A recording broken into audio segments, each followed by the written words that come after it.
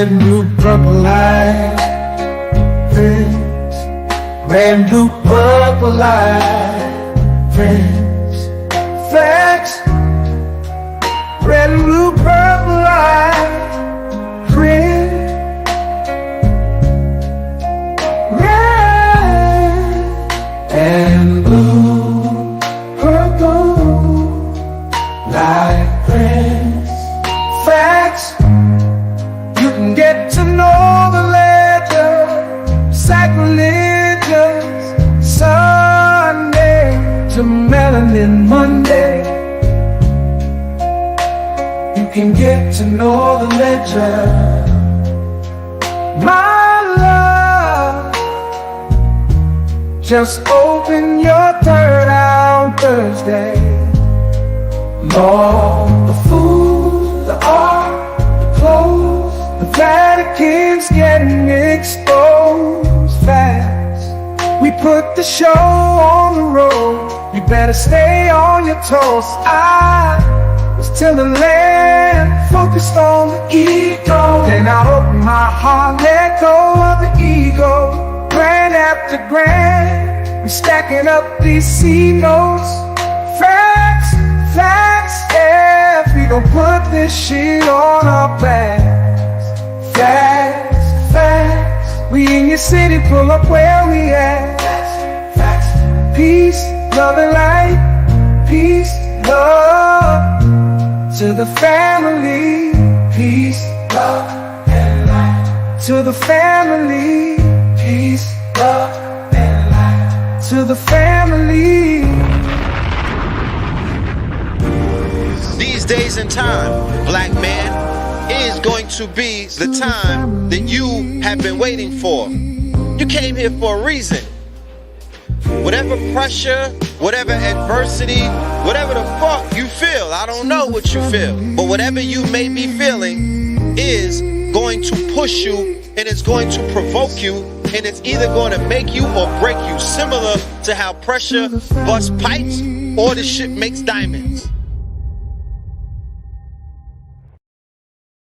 Yes, indeed. Yes, indeed. Peace to the family, peace to you and yours. Peace to the family, peace to you and yours. Welcome to Know the Ledger. You are now rocking with the best. Yes, this is your host for the evening, Brother Red Pill, tapping in, reporting live. Let me know if you can hear me and how's the audio doing. Let me know how we are doing on the audio. All right, before we even proceed. You dig? Give me some feedback. Okay, they said that the audio is on point. Awesome, excellent, beautiful. All right, ladies and gentlemen, boys and girls, gods and goddesses, Moors and Moabites, we are going to have a powerful episode tonight. I'm going to be bringing some new guests to this channel. We got some alumni in the building. My good brother TALIEK HERU, he's been with us since Blog Talk era. All right, this is my peoples right here, and we are going to be introducing the family to the good brother Top Cat, and we're going to be talking about some very interesting information. Definitely going to be a little controversial. All right. The reason why I say that is because it deals with a narrative that 99% of us are not familiar with. Why? Because we were lied to from the first day, from day one. We've all been programmed with a false narrative about what took place in the Americas, our roles in the Americas, and history in the Americas. And we have been doing our arduous work on taking things apart, building and destroying, okay? Re-educating, unlearning to relearn when it comes to this hidden history. So we're going to get into that tonight, all right? Please make sure you have your pens and your pads on deck so you could take notes and you could ask questions. The chat will be moderated. Any troll activity is gonna be met with a boot. We're not dealing with trolls tonight, not on a Tuesday. We didn't pull up for that. You know what I mean? We're gonna be respectful and we're gonna ask questions, of course. Everybody is free and entitled to their opinions and their questions, and we will definitely do a Q&A respectfully. Let's do the roll call though. Let's do the roll call so we know who's in the building. And then from there, we will go ahead and bring on our guest for the evening and get this show underway. Before I even begin the roll call, I want to say shout out to everybody who was with us last night on Melanin Mondays. And we had the good brother Crumb TV as our co-host, and we did the damn thing. You know what I mean? That show was very powerful. The information on that show was top tier.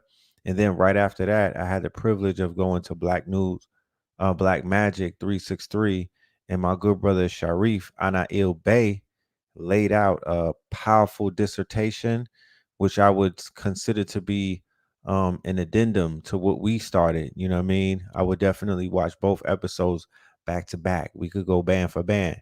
And the brother laid out much needed information, even if you're not a Moor or you don't identify as a Moorish American.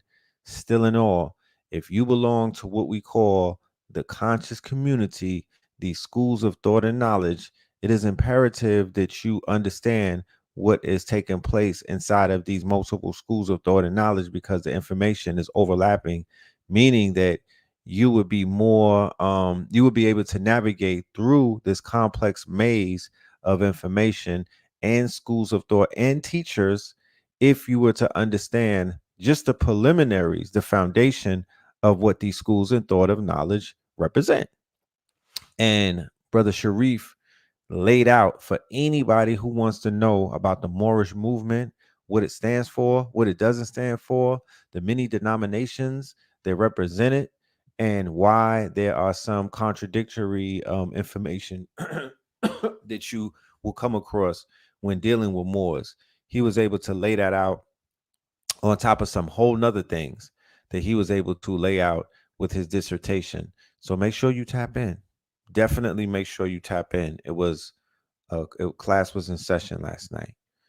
Definitely. All right. So Oakland is in the building. Shout out to Oakland. All right. Decatur, where is greater? You already know. Shout out to the Decatur family. Saginaw. Shout out to Saginaw. All right. Shout out to Memphis, Detroit, Port of Spain up in this thing. We got Columbus, Ohio, Cincinnati. All right. San Jose. We have New Bedford, Massachusetts. What's really good. What's really good. All right. We have Boston, Massachusetts. What is this? Spolsylvania? I never heard of that. What the fuck? Is vampires over there? Where is that? Vero Beach, Florida. Pontiac, Michigan. We got Phoenix in the building. DC up in this thing. Best I do or die. Do or die. You know what I'm saying? Best I do or die. Virgin Islands. Sunset Boulevard. North Carolina. North Cackalack up in this thing. T-Dot. We got Griffin, Georgia. You know what I'm talking about? We got Griffin, Georgia. You said both episodes with Red and Crumb plus the one with Rich and Sharif. Yeah, that was a 2-for-1. That's a 2-for-1. Check both of them out. You know what I'm saying? BK, Brooklyn in the building. Shout out to the BK Massive. Rochester, New York. We have Greenville, South Carolina, Texas, Arlington, Texas. That part. You said there ain't no vampires over there. I'm just saying the city sound like vampires come from that city when they have like vampire driver's licenses. It'd be like Spolvania and shit like that. I don't know. Shout out to the Bronx. Stand up. Yeah, BX, stand up. All right. Savannah up in this thing. Savannah and the Spanish Moss. Stand up, Savannah. Gary, Indiana. All right. Chicago. What's goody? All right. Vero Beach was popping. And I'm talking about Campbell, California. Shout out to Campbell. Is that a quiet part of California? Is that like a wealthy part? I haven't. That's a new one right there too. Campbell, Duval. Shout out to the Duval family. You dig? So yeah, we deep up in this thing. The family is in the building. Salute to everybody in the building, tapping in from wherever y'all tapping in from. Oh, that's Silicon Valley. Pop your shit. Okay, Campbell. All right, talk your talk. Yeah, I'm talking about talk your talk. Okay, I ain't judging. Camden, New Jersey. Shout out to Camden. Shout out to Camden. We used to go to Cherry Hill Mall out there in Camden. Well, Cherry Hill is near Camden, but we would pass through Camden on the way to Philly. So I'm familiar with Camden. You know what I'm talking about? And Cherry Hill Mall. We used to burn it up. We used to bun them down back in the days. Oklahoma City. Yeah, I'm talking Oklahoma City. Shout out to Oklahoma City. You know? You dig? So yeah, salute to everybody in the building, pulling up. ATL by way of CT. Shout out to Nashawn. Brap. You know what I mean? For the family, my Patreons who've been asking me about the clothing workshop. The workshop for clothing designers and up and coming apparel brands. Yeah. Please be on deck. We will be announcing the actual date on our Patreon town hall, which will be either the 4th or the 5th. Okay, the 4th or the 5th. Tomorrow's my daughter's birthday.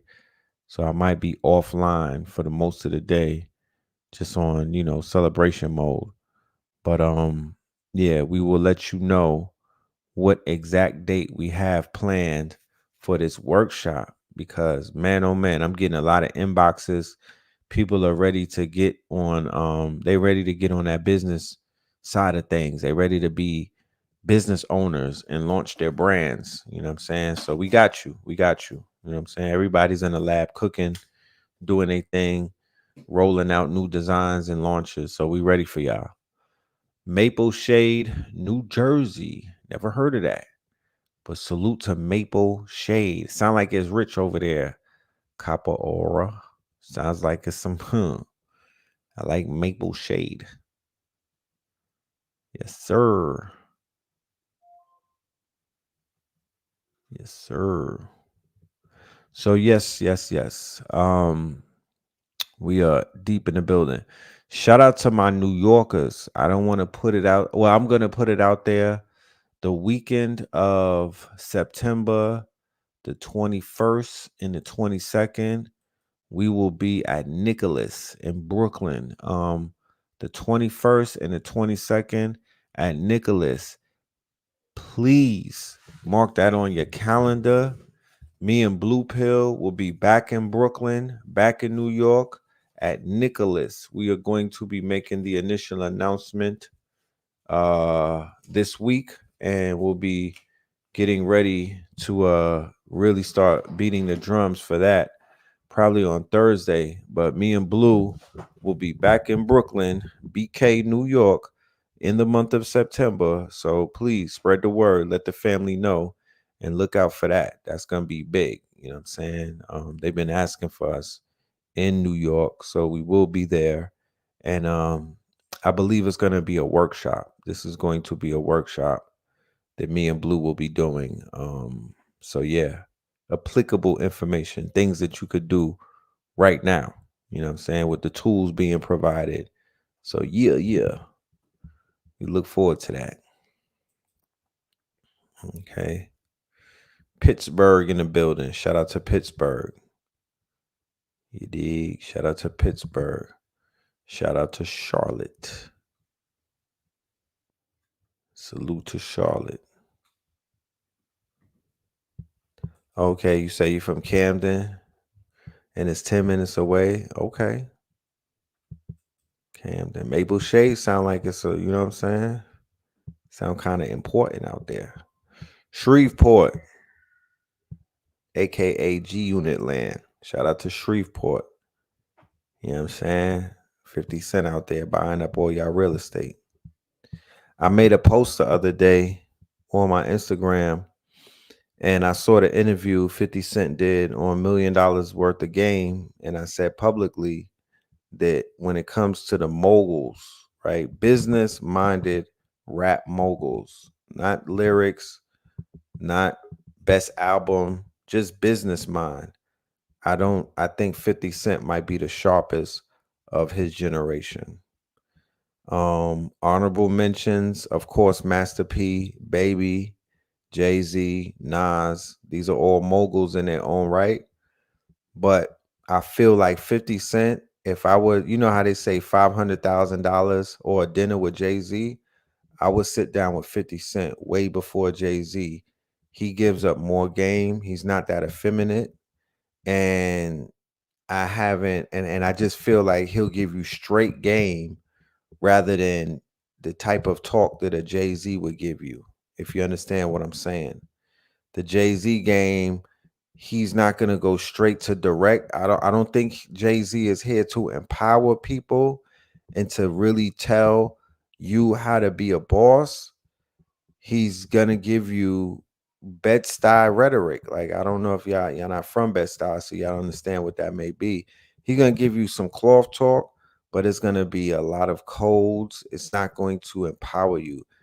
50 is giving up the game.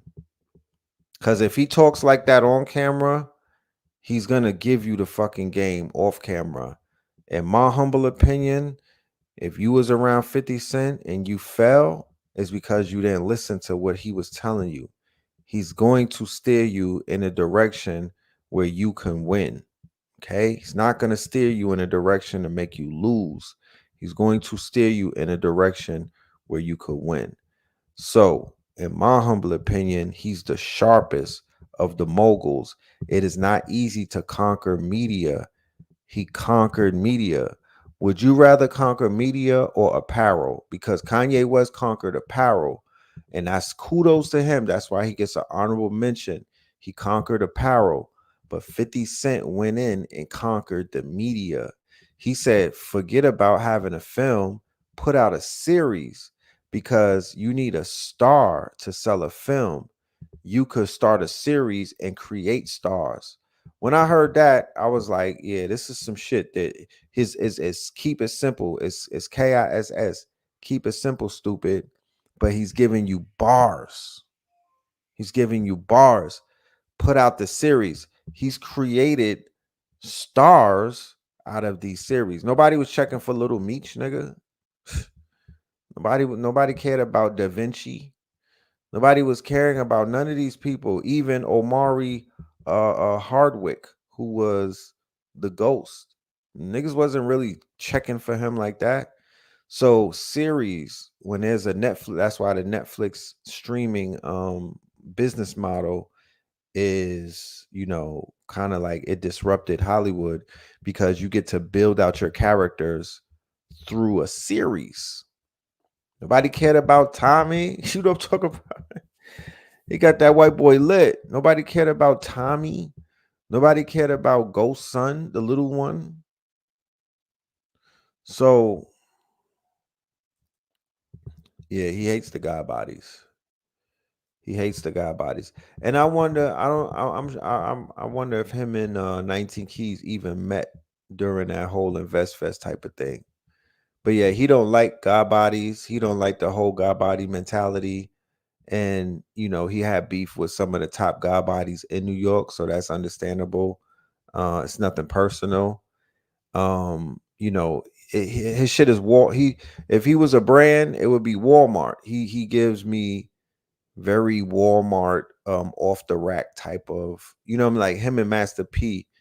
They give me that off the rack type of, that's like their style, you know what I'm saying? And that's all good. That's cool. It works for them. You know what I'm saying? It works for them. He's not that flashy. He's not in one of these name brand chasing behind labels and shit like that, chasing name brands, trying to make gay designers more popular. He's not dealing with no shit like that. You feel me? And it's respectful. You know what I mean? I respect that part of him. Taliek, I saw you in the back office, pull back up, please. I'm gonna bring you on stage. You feel me? But you know, respect to the God, man. Respect to him, man. Man, we'll talk about that whole thing with 50 on another show. We'll bring it up. We'll break down why we feel the way that we feel. Like I say, Nas gets an honorable mention, but Nas has never given our community the $1 million game on how to get into technology and angel investing. And he's big in that world, but he's not giving up the game. So I'm talking about a mogul who gives up the game. And you could look at them and be like, oh, this nigga is eating right now. So he's giving us good advice. Let me start running my mouth. Let me bring on the stage my first guest for the evening, ladies and gentlemen. If you live in the Houston, Texas area, and you consider yourself to be a vegan or you follow the healthy lifestyle, more than likely you are familiar with Soul Food Vegan. You are familiar with my good brother Talik, who is in the third ward with his business. But not only is he in the third ward with his business, he's been all around Houston for many, many years, you know, as the face of consciousness. He's been spreading consciousness. He's been putting people on to KTL for as long as I've known him. This brother is an upstanding businessman in his community. He's a father and he's a friend, okay? And he's been on this journey ever since me and his brother made acquaintance back in 2013. He's been on a journey to know thyself, and he's one of those students who takes the information and applies it. And if it's not applicable, you won't hear him talking about it or standing on it. And I'm very proud of him. And this latest journey that he's on, the brother has been breaking a lot of codes when it comes to genealogy, finding out who we really are, and also challenging some of the rhetoric and some of the narratives and some of the quote unquote stories that the teachers have put out over the years, the scholars and whatnot. And certain scholars and certain information has been debunked and certain information has been verified. So I want to bring my good brother on stage, ladies and gentlemen. Without any further ado, I want to open up the line for my good brother Taliek Heru. Peace to God. Peace to the God, man. What it do, man. Hey, man, we staying super healthy, wealthy, man. Hey, I love you to life, Red. We've been doing this shit, KTL for life. We've been doing this shit since the blog talk days, man. I You appreciate. already know. Yeah, man. I got my brother Top Cats coming in. You know what I'm saying? So Yes, it's gonna be amazing, man. It's gonna be amazing, man. So indeed. I can't wait. But he's about to chime in right now. Let me Okay. hit him. Let me hit him in the back chat right quick. Okay. All The right. beautiful, beautiful. All right. But nah, man, I appreciate you, man. I love you to life, man.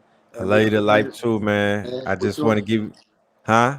what you and your brother been doing, man, for the community, man, is just, man, it's priceless. A lot of people don't know y'all body of work. You know what I'm saying? Right. You know what I'm saying? Right. So Right. yeah, man. That'll be in the documentary. You know what I Yeah, mean? man. That Y'all, and it's only right that we bring in Top Cats in, man. You know, he's a good brother. He quotes his scholarship, and it's the last plateau of information, that needs to be put out there, Well, we live in a very interesting time right now, especially in a region such as Texas, the Georgias, the Carolinas, you know, the Floridas of the world. When we did roll call earlier, we were able to see how many people are tapped in from these areas, and it's a lot of people from those areas, from those sacred areas and whatnot. So as we have students waking up and they've getting past the feel goodisms about their history and who they are, brothers and sisters from these places, it seems like their DNA is kind of like drawing them to take it a step further and to really do the deep diving about their history. So they're doing a lot of honoring of their last name, of their ancestors who are in their blood still and all, a part of their bloodline. They're being able to resurrect these stories, these names, and this buried history. So I gotta give salute to everybody who's on that quest and who is not intimidated nor afraid to stand on the truth, however they see it. you know. So for everybody that's on that time, um, big ups to y'all. Big ups to y'all. You feel me? It's not easy standing on business like this because keep in mind, you have to go against family members, you have to go against friends, you have to go against the programming that these Europeans put in your heads and whatnot that have you living in a quote unquote a world or a false reality. You feel me? A false reality. Because if the narrative is completely erroneous, then the reality is erroneous as well. On the show last night on Brother Rich's channel, the brother Sharif Bey, he was breaking down the information from some of these social engineers who exist out there. I forgot the name of the European, but the European was saying that the American Negro or the Negro, black, or colored citizens of America, they have a 150-year-old false history that they're all running on. So imagine if we were computer programs. These programs have malware. These programs have bugs in it. These are wrong. These are bad programs. So if the program is off, imagine how the people who are who the program is running, imagine how they are going to be thinking and carrying themselves. So the Europeans said, well, we gave them a false history about who they are. We gave them a false history about who they're not. We gave them a false history about where they came from. We gave them a false history about where they're going and whatnot. So when you hear something like that, and then when you sit back and you look around and you just become the observer and you like, yo, niggas is running around like chickens with their heads cut off. There's no direction. They're walking around with no purpose and whatnot. It begins to become more clearer as to why they don't have any purpose. It becomes clear as to why we don't have any direction. Imagine if somebody gave you a GPS reading and whatnot, and that shit sent you into the swamps. The map that they're giving us leads you to nowhere. Yeah, Charles said robots build robots. You feel me? The indoctrination of the autonomous people is crazy, you know?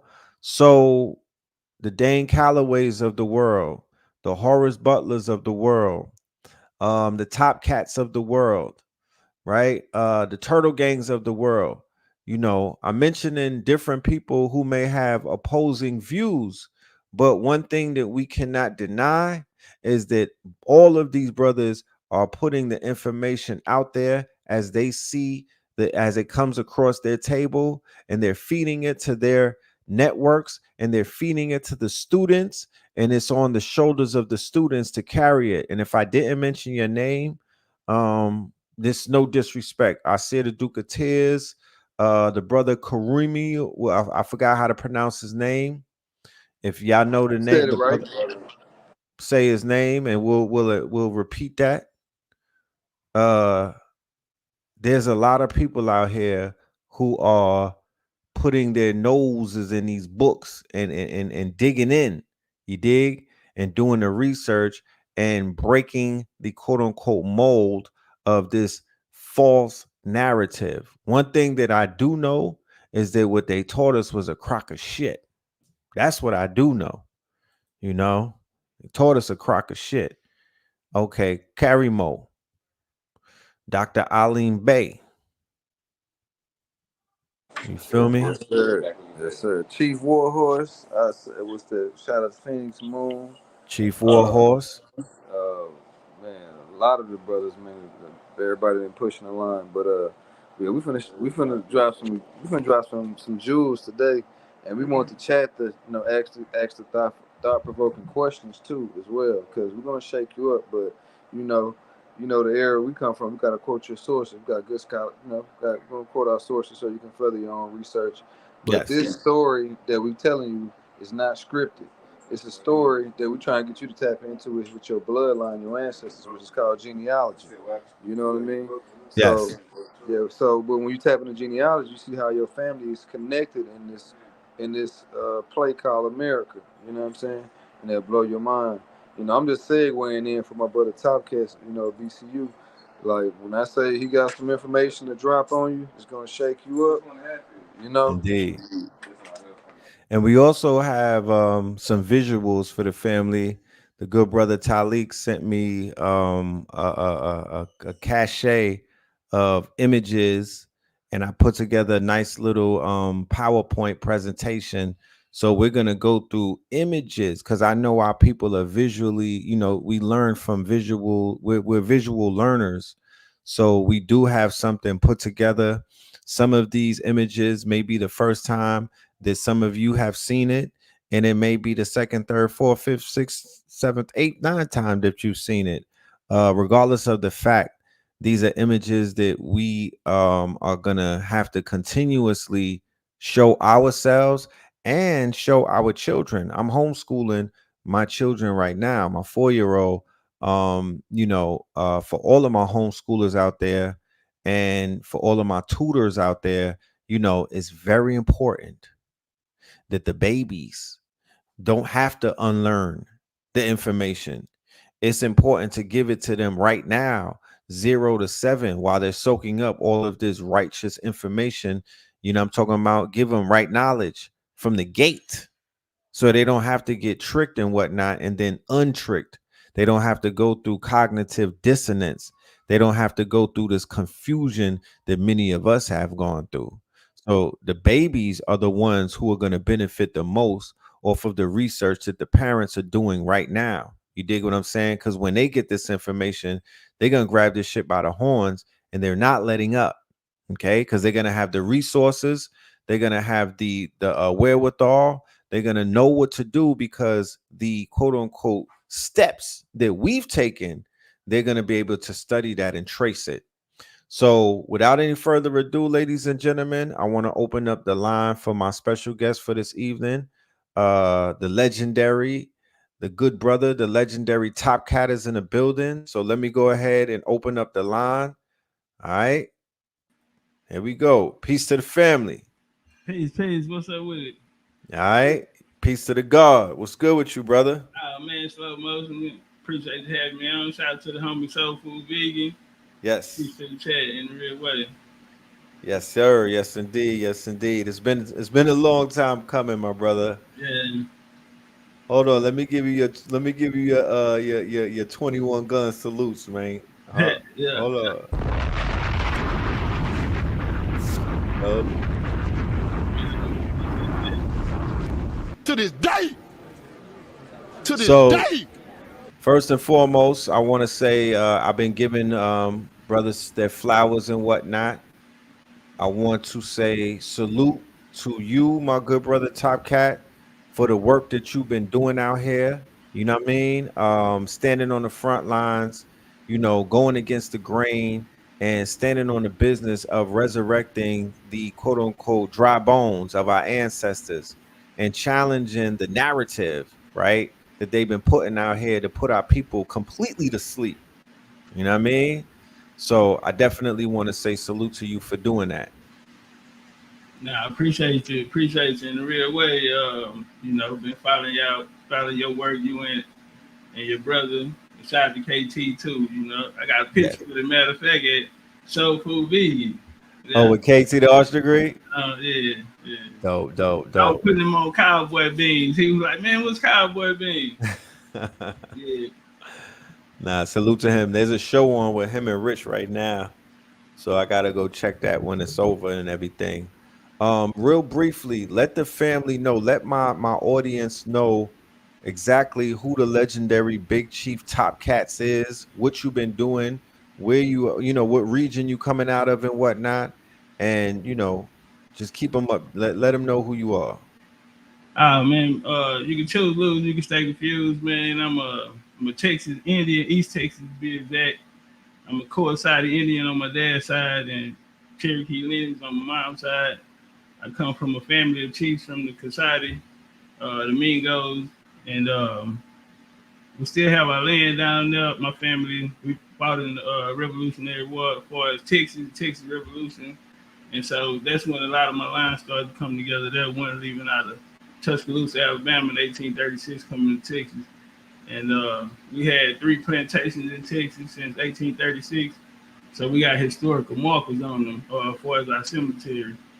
And me, I'm a American Indian history, world history, but my main focus is right here on the America and Yes. telling the stories, that was left out, what they call the mystery, our mystery. You feel me? But we putting it back together now, in the name of Indeed. that. One of the things about the tribes, and we know that there were many, right? Because you speak about Texas. We know that there were tribes all over the Americas, not just in North America, but also in Central and South. What would you say is the difference between the tribes that come out of the deep South versus some of the tribes that you would find in places like Ohio, the Appalachian and New Jersey tribes, the Connecticut tribes, some of the tribes that were defeated during the King Philip's War and things of that nature? Well, the difference would be really the culture. Um, Down south, we had more land to work with, so we were more agriculturalists, and a lot of our empires kind of surfaced around the Gulf or the Caribbean area. If we're gonna deal with Florida, to be specific, we dealing with Florida, their coastline going into the Carolinas, where they dealt in South America. Also, what we call the Yucatan Peninsula, in the Gulf Coast areas right there, Galveston Island, Port of Louisiana, dealing with those ports. But also, they had connections with those Indians that came up to Mississippi, Yes. because it's going to stretch the empire, going to stretch from Haiti, New Orleans, up to Mississippi, into Canada, and all the way down to Quebec, which was France before 1763, the Treaty of Paris, when the French lost the French and Indian War in the Mm, British Quebec. But before that, it was a part of the French Empire. And so, right. yeah, and they allied with the Choctaw down there. But for that, it'll be mainly like the culture. We were ranchers, cowboys or whatever want to call it. You feel me? And Right. Horsemen. yeah, uh, Right. and so up, for the tribes, up, they were a little more into. They had commercial enterprise as well as empires, and they were more dealing with a governmental body for as how can I put it? What we call England. Right. Yeah, Europe. So they had a lot of commerce and bloodline, back and forth from there. Okay. But we'll find that out through the story of America, the U.S., as we see them come from upstate, all them portions come down to South for Right. that reason. Yeah. When you brought up Mississippi, are you speaking of Natchez by any chance? Yeah, Natchez played a part. Natchez was the most wealthiest place during the Civil War. So that time, that area, Natchez, Mississippi, would be one of them. So my family, they from the town right outside of Natchez, Roxy, and Right. yeah, the Natchez Indians, of course, which had one of the most bloodiest wars here against those French invaders. And then we know about the Devil's Punch Bowl, what happened after the Civil Right. War, right, when they massacred them. But yeah, Mississippi, they had a company, a guy named John Law in the 1700s, created a company called Mississippi. As we see, a lot of companies will become states later as the U.S. expand. And that, Right. Ohio, you brought up Ohio, had the Ohio company. We Right. got Massachusetts, you said Massachusetts, they got Massachusetts company, Virginia. So East Indian Company. correct. So a lot of that will play into because a lot of these names will not. So if they, for instance, if they say a European name, for instance, let's just say London.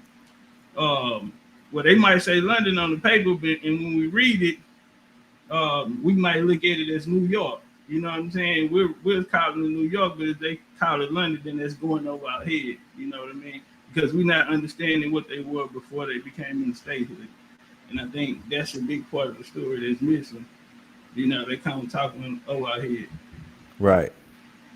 Right. What a lot of people don't realize, and it's kind of common sense, but this is one of those things. If they didn't teach me this in school, then it's not real because my Jewish teacher never said it. So how can it be facts?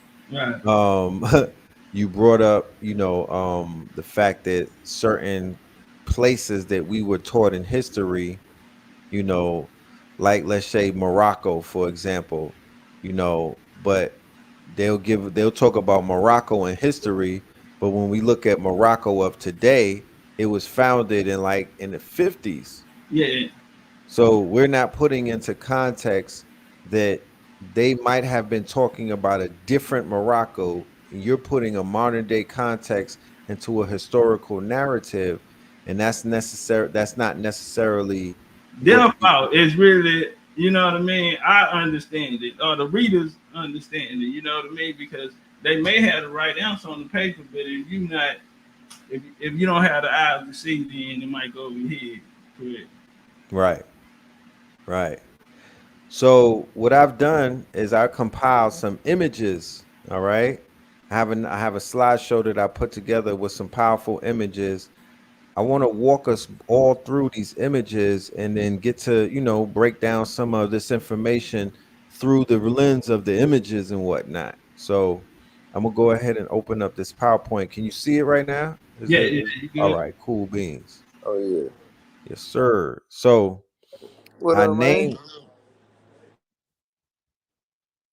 yeah, I named it the Black Colonizers, right? Because a lot of people are unfamiliar with the history of, once again, we have reconstructed and revised history, and we have no idea that some of the people who came into the Americas from the Iberian Peninsula and from other places, like when they came into St. Augustine in Florida and whatnot, or when they came along the coast of Charlestown in South Carolina, some of these people were heavily melanated. Okay, when you hear about the pirates, Drake and the other pirates and things of that nature, Port Royal in Jamaica and the pirates of the Caribbean, a lot of our people have no idea that these are melanated people based off of what Disney showed them in a movie. Now them boys right there. Yeah, so we're gonna walk through some things. Um, a lot of people are talking about the connections to melanated people in Mexico, right? Or what they call Mexico today in the Mayan civilization, right? And they tie in things that our ancestors in Cuba and some of our ancestors in the Americas and whatnot, and they make a connection. Does anybody know any of the connections that we have to the Mayans, right? I see a lot of melanated people running to Tulum, and before that it was Cancun, right? Somebody brought up the Yucatan Peninsula, right? Brother Taj Tariq Bey speaks about the Yucatan Peninsula, and he speaks about the origin of the European that we know today, actually originating in the Yucatan and whatnot. When I see a lot of our people going to Mexico, and saying that they feel like they are home, they don't want to leave, it just was healing for them, And then I see these images of the Olmecs and the Mayans. I'm like, well, maybe you just going back home. Can you break down what some of the connections to the ancient Mayan civilization and melanated people? Yeah. I guess you want me to share my screen? Yes, sir. Okay, bit. Yes, indeed.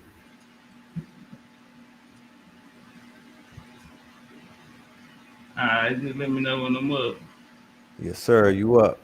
All right, all right. So, we come down to the Mayan section. So, we'll come here. So, the Mayans, for as my nation, right, or coincided.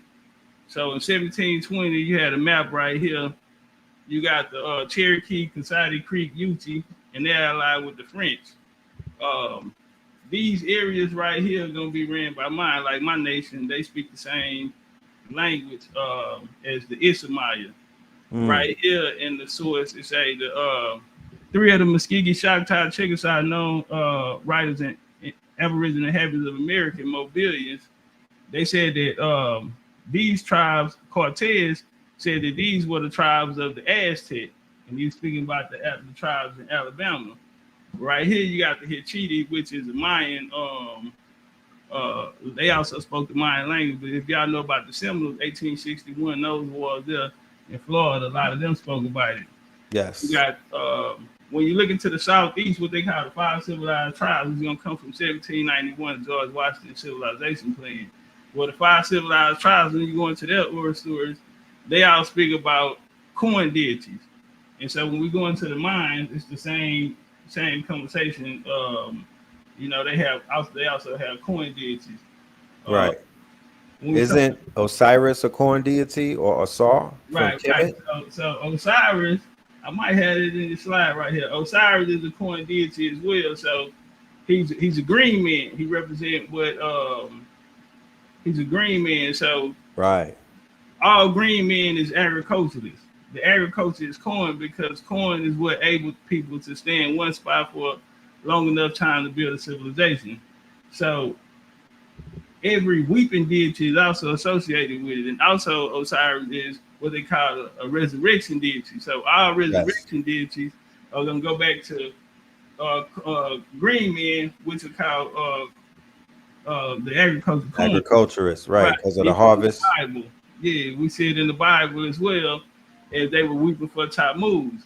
And so even in Egypt, when they say ISIS is crying, and they're talking about so all these deities lead back to the corn deities. In the Brooklyn Museum, they actually had it.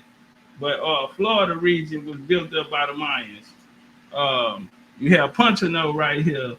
Punchano was a Mayan. In Cartersville, Georgia, you have The Etowah Mounds. Etowah Mound, correct. And they found a lot of motifs of what the Mayans had down there. Even the blue that the Mayans have something called Mayan blue. And the largest source of that clay to make pigment is found in southwest Georgia. So the Mayan blue they mined it that right here in Georgia. So this was a colony, one of the colonies for them in Georgia. I ain't have Another thing, my bad. when they had the gold rush in the North Georgia mountains and 1829, right? right, did that involve Mayan gold? Because I do believe they were talking about cities of gold and things of that nature. Yeah, it was And all about to go once. So right after 1791, the Cherokee moved down in the South. Out of all five civilized tribes, the Cherokee are not from the South. They from right, upstate New York. They speak an Iroquois language. So if they came down, they'll be known as the Westos. They'll be Indian Raiders. But they moved after the U.S. Came into. They signed a treaty. They had already had a treaty with the Cherokee called the Treaty of Hopewell, 1783, 86, and 88. Then they came back with the Treaty of Holston in 1791 because the Cherokee was still trading with people down in Florida. So that's what they came back. And then they had the Treaty of Tellico. After Tellico, the Cherokee government was established in 1794. Y'all can look this up. Cherokee government, 1794 to 1907. This is Oklahoma came in the statehood. But so who would be the Hopewell Indians that they speak of? Hopewell was really a name that derived after the Civil War from a guy who ended up taking over the area. But that'll go back into the ancient mound builder. The Mississippians? Yeah, the Mississippians will come after them. And that'll be the descendants of what they call this era of Hopewell. You got the Adena culture, but you're going back into ancient time because we know that the mounds predate the pyramids. Yes. Yeah, but the Cherokee, real quick, the Cherokee moved down into that land because it was old ancestral territory, it was Mayan territory, and they knew the resources under there because that was the name of the game. You know what the resources are. Right. Snatch the resources. All right. So I have another image right here that we have Mississippi, okay, of the tribes. As you can see, family, heavily melanated, and this is not just a this ain't a typo. You know, they be like, the people they're dark because there's dust on the picture. No, fam, let's not be retarded. This is melanated people, what they would call swarthy back in Europe. Um, are these depictions of the tribes accurate depictions based off of your research? That's a fact. Yeah, these would be accurate depictions. Um, yeah, I go with that one here. Okay. When we go over the European, like this was high commodity over there in their museums. You know, they kind of hide it from us over here, but a lot of these are in their museums over there. Yes, yes, definitely. Heavily, I went to London and I went in their museum. A lot of stolen artifacts, a lot of truth over there. And it's definitely to my understanding that a lot of the natives were shipped to the European Isles as a result of, being prisoners of war, going all the way back to King Philip's War. They had a large exodus of prisoners that they sent over right across, because the way that Connecticut and Boston and everything is lined up with Europe, it's a straight shot across. So they were shipping them both to the islands, to Dominican Republic, to what they call Hispaniola, and they were also shipping our people to Barbados, and they were also shipping them to London and places, Liverpool and things of that nature. Right. Watch this here, Red. What's the name of that area in Massachusetts called? What's one of the nicknames? Uh, Massachusetts is The Patriots. the Patriots, right? Now, who the Patriots are? Mm-hmm. New England. New England Patriots with the football team and all of them. So when we looking at it, it's gonna be a bloodline. So when we talking in empires, this is gonna be empires. You know, Yeah. this is gonna be where the empires and the bloodlines are gonna stretch to.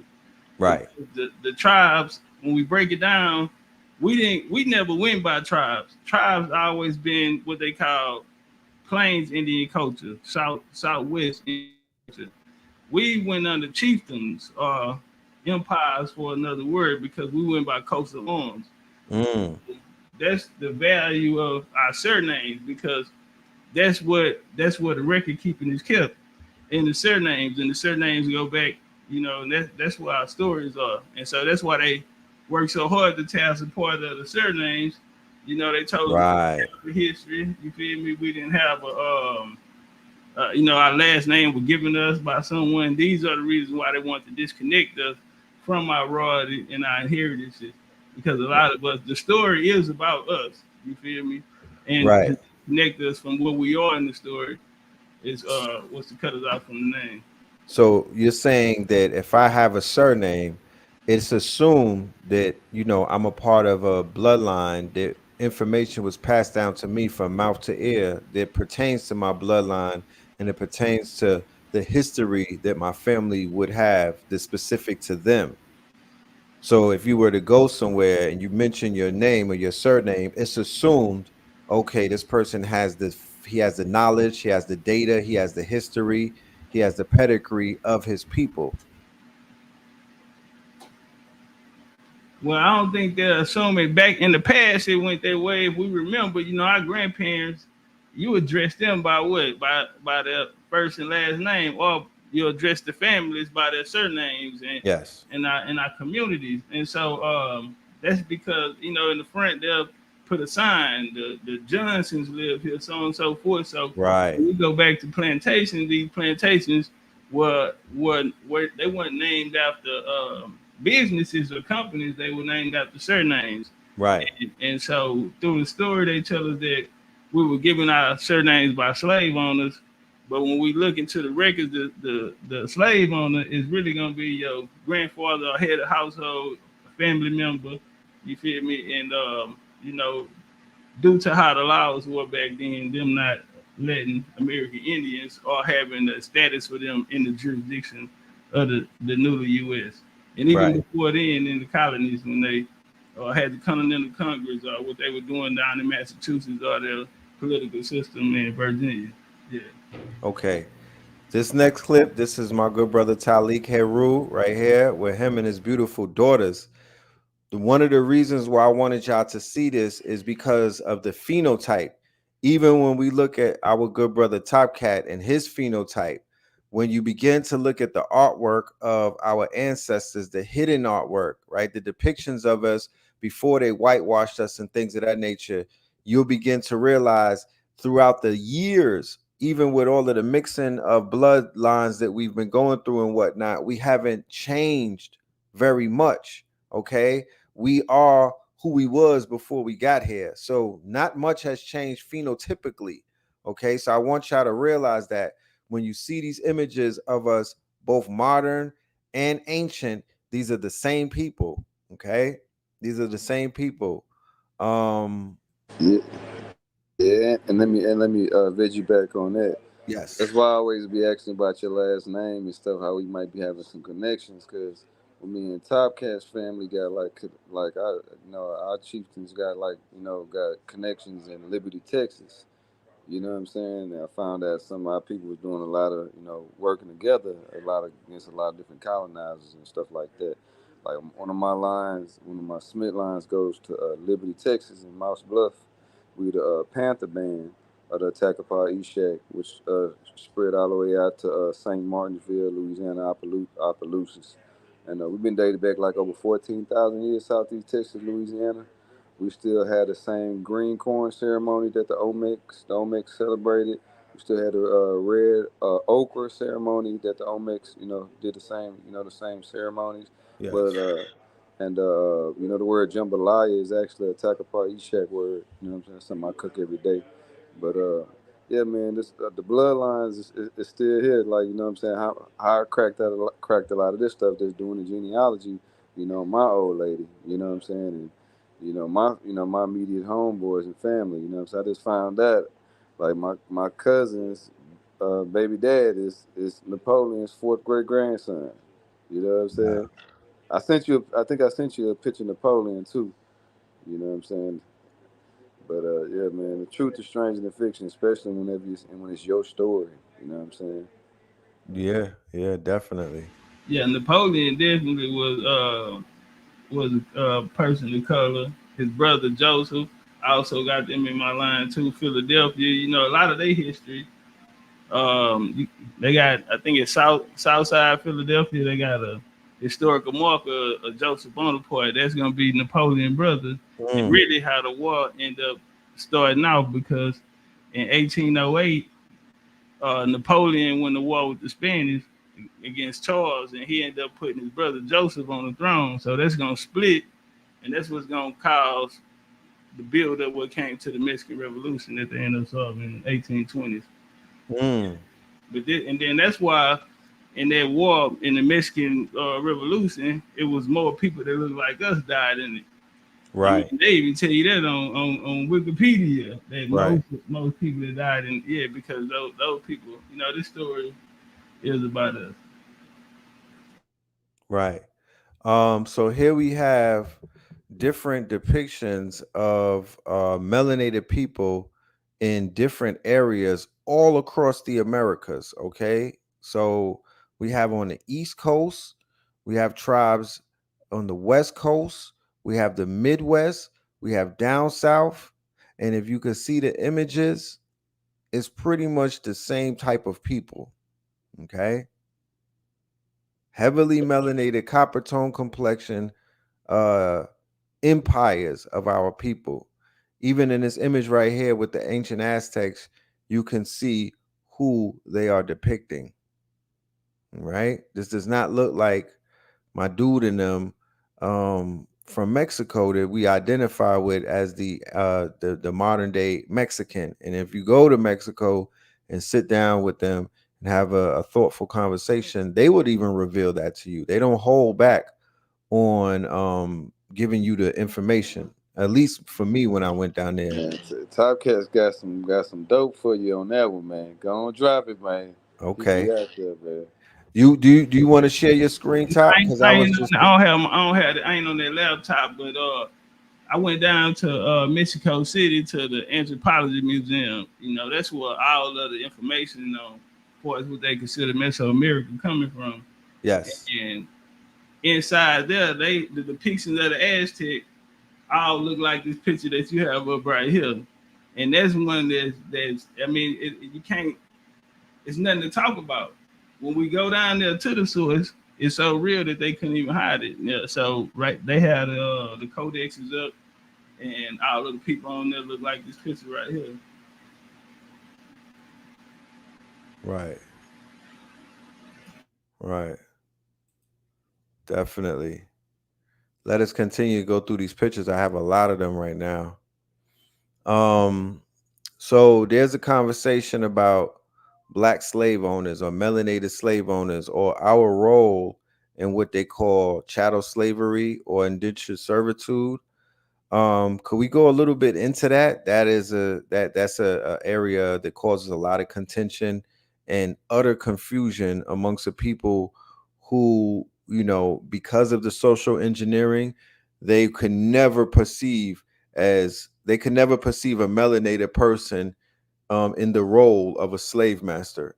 So can we just give a breakdown as to what we know slavery to be back then versus what the propaganda or what the depictions of Alex Haley and other people's version of slavery is?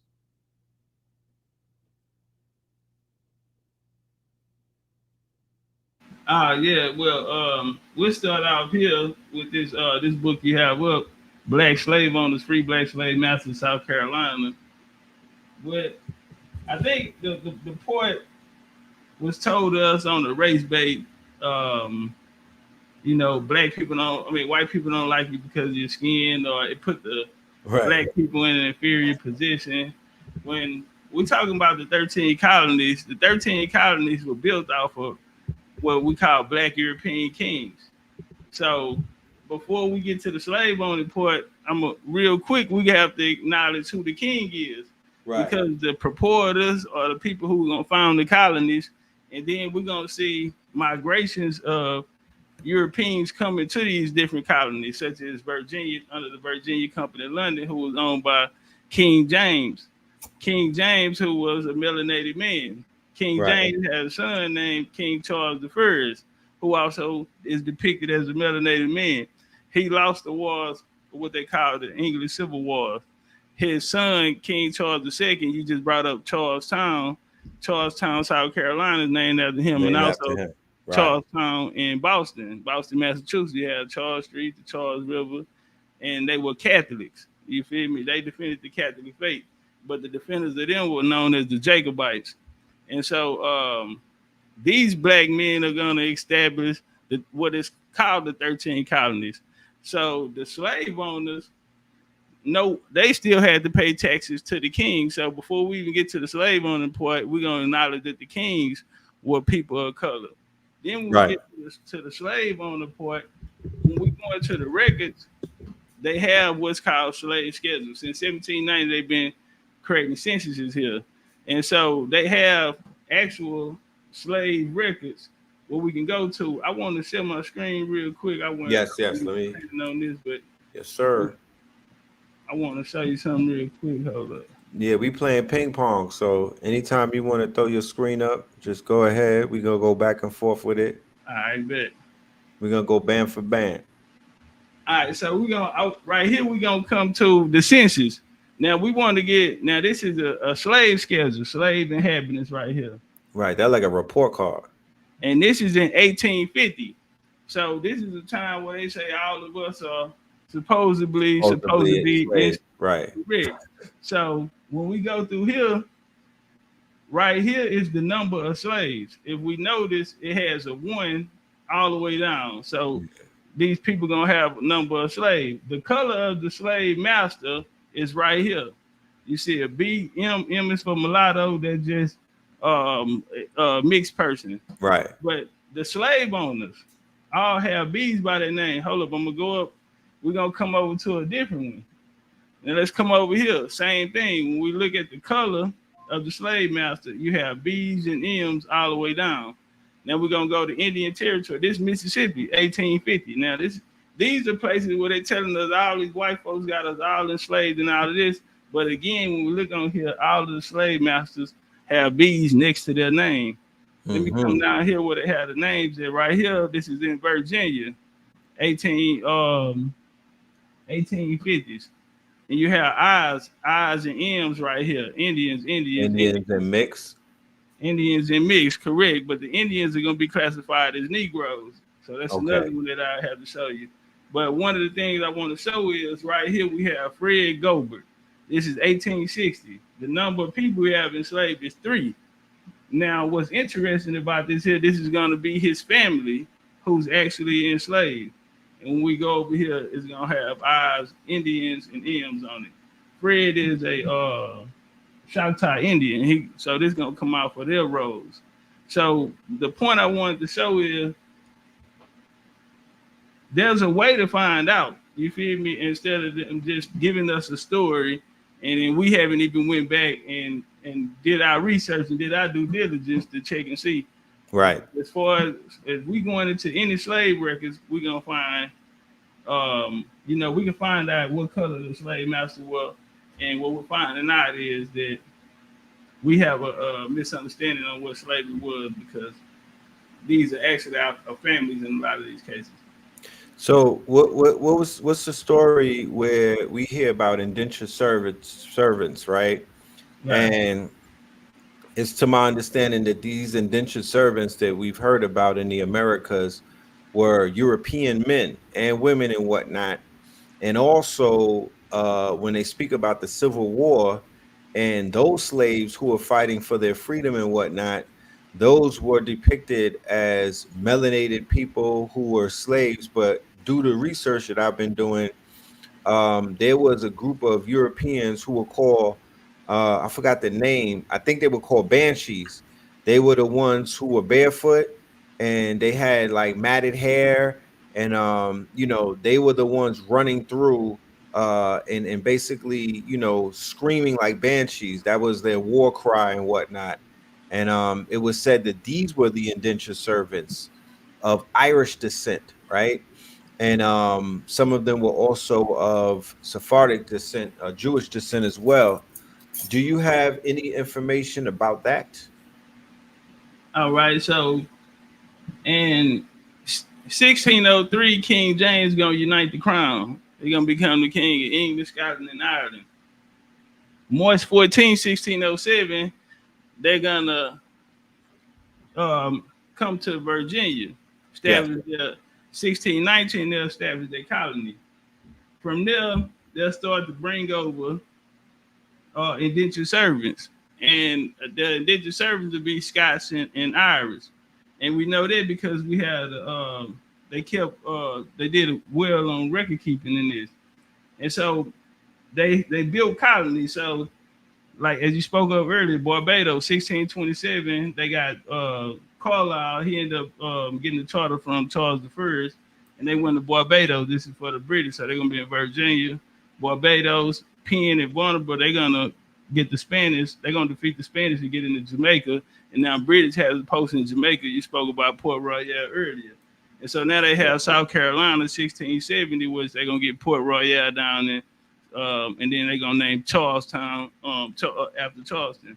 Right. So these indentured servants, Scottish and Irish, was coming there because they were having wars in Europe at this time. As I spoke of earlier, you had what's called the civil wars of Europe. It was 3, or what they call the War of 3 Kingdoms. Yes. After that, that'll lead to these indentured servants coming. Also, you had the Jews and the Moors are going to be expelled. When they expelled, in order for them, Charleston became a Protestant state. Right. So they allowed you in as long as you wasn't Catholic. So a lot of Sephardic Jews who left the Iberian Peninsula found shelter there, and they started coming in 1681. And under the title of Huguenot. You can find them under Huguenot. I just left Charleston 2 weeks ago. I stopped by the Huguenot church that is still active today. A lot of them are going to play a role in the Revolutionary War, but they'll fight on the side of the British. Right. You had the upper colonies where the U.S. started to be formed through them confederacies. they'll actually be the ones that's bringing over the indentured servants. But they did have a lot of Irish come there to Virginia and the Massachusetts charters. Yeah. And then indentured servant went on all the way into the Bacon's rebellion in Right. Virginia. Right. Okay. The slide that I have up here, these two books are very interesting reads. The Slavs and the Slave Trade and Asian Slaves in Colonial Mexico. Mm-hmm. Can we speak on that? And I also want to do a little bit of unpacking about the French Huguenots and the Black Jacobites for the family and how they become the Creole and things of that nature, and what role do they play in French and New Orleans, Louisiana, American history? Okay, bet. Let me all right, we're gonna ping pong. I'm gonna come up. Okay.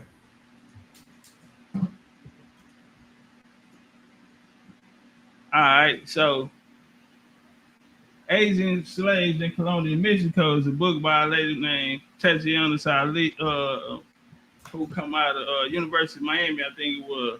And it's talking about Asian slaves becoming, Asians becoming slaves in Mexico. And so they Right. had a word for it called chinos, or known as Sanglis. These Sangli people are going to be in Philippines. So you had a trade, again, we're speaking about empires. The Yucatan had an empire from Polynesian, Philippines, and these different areas. Where the Spanish is going to hijack it. It's called the Manila Galleon. And right here in 1587, you're gonna get the landing of the Filipinos and the Spanish. They're gonna build a colony called Morro and Morro Bay in California. I'm sorry. So the trade that happened is called the Manila Galleon. So this Manila Galleon, they're gonna end up enslaving the indigenous people of the Philippines. So right here you have the Luzon, who will be this Asian. If you see the baby right here, Right. Asiatic. Asian mix, correct. So on the right, you'll see the indigenous population. Well, the mix was because there you had the Chinese. The Chinese were trading there before the Spanish got there. So you had what's called a Chinese mestizo, my bad. So when you see this depiction of them who became, they built class systems, and the lighter you were, the more Chinese blood, the Asian blood you actually had, they put the indigenous Filipinos. So that's called Chinese mestizos. Right here, it'll tell us that from the beginning of Spanish occupation, 1740, they started classifying them into different class systems, and we'll see them put them at the bottom. Now, these are what they call Sangli. Today, we'll call them Mexicans. Right. Yeah, they look like Mexicans today. And even the culture right here with their cultural dresses, we still do see them at their celebrations like this. Well, this is actually a China poblano, which has nothing to do with China, but this is a tradition that comes from the slaves brought over from the Philippines. So when we see them today, this lady right here will look like a Mexican or a Hispanic today, should actually be what's called a Chino slave. So these are descendants of them. And right here, that's the source right here. And in Mexico, it's under the law, they became Indians, becoming indigenous vassals of the Spanish crown, the Chinos. They could no longer be held as slaves, and then in this book talk about the journey that they took from the slave market in Manila to the streets of Mexico City. Yeah. Interesting. Okay. And in 1898, you had what's called the Spanish War. It ended in 1902. You had Howard Taft, 27th president. He was over there. He ended up, after the war, they started actually bringing over Filipinos here. And in 1922, that was the first time they offered people that would come to be known as Native Americans, they offered them citizenship into the U.S. 1922 was the first time. But these Filipinos who was brought over in 1902, they would also fall under that category with the Pacific Islanders and so on and so forth. later in the '60s when they get the term Native American. Okay, interesting. Let's go back to some of these images real quick. I'm gonna run through some of these images and we'll talk about that.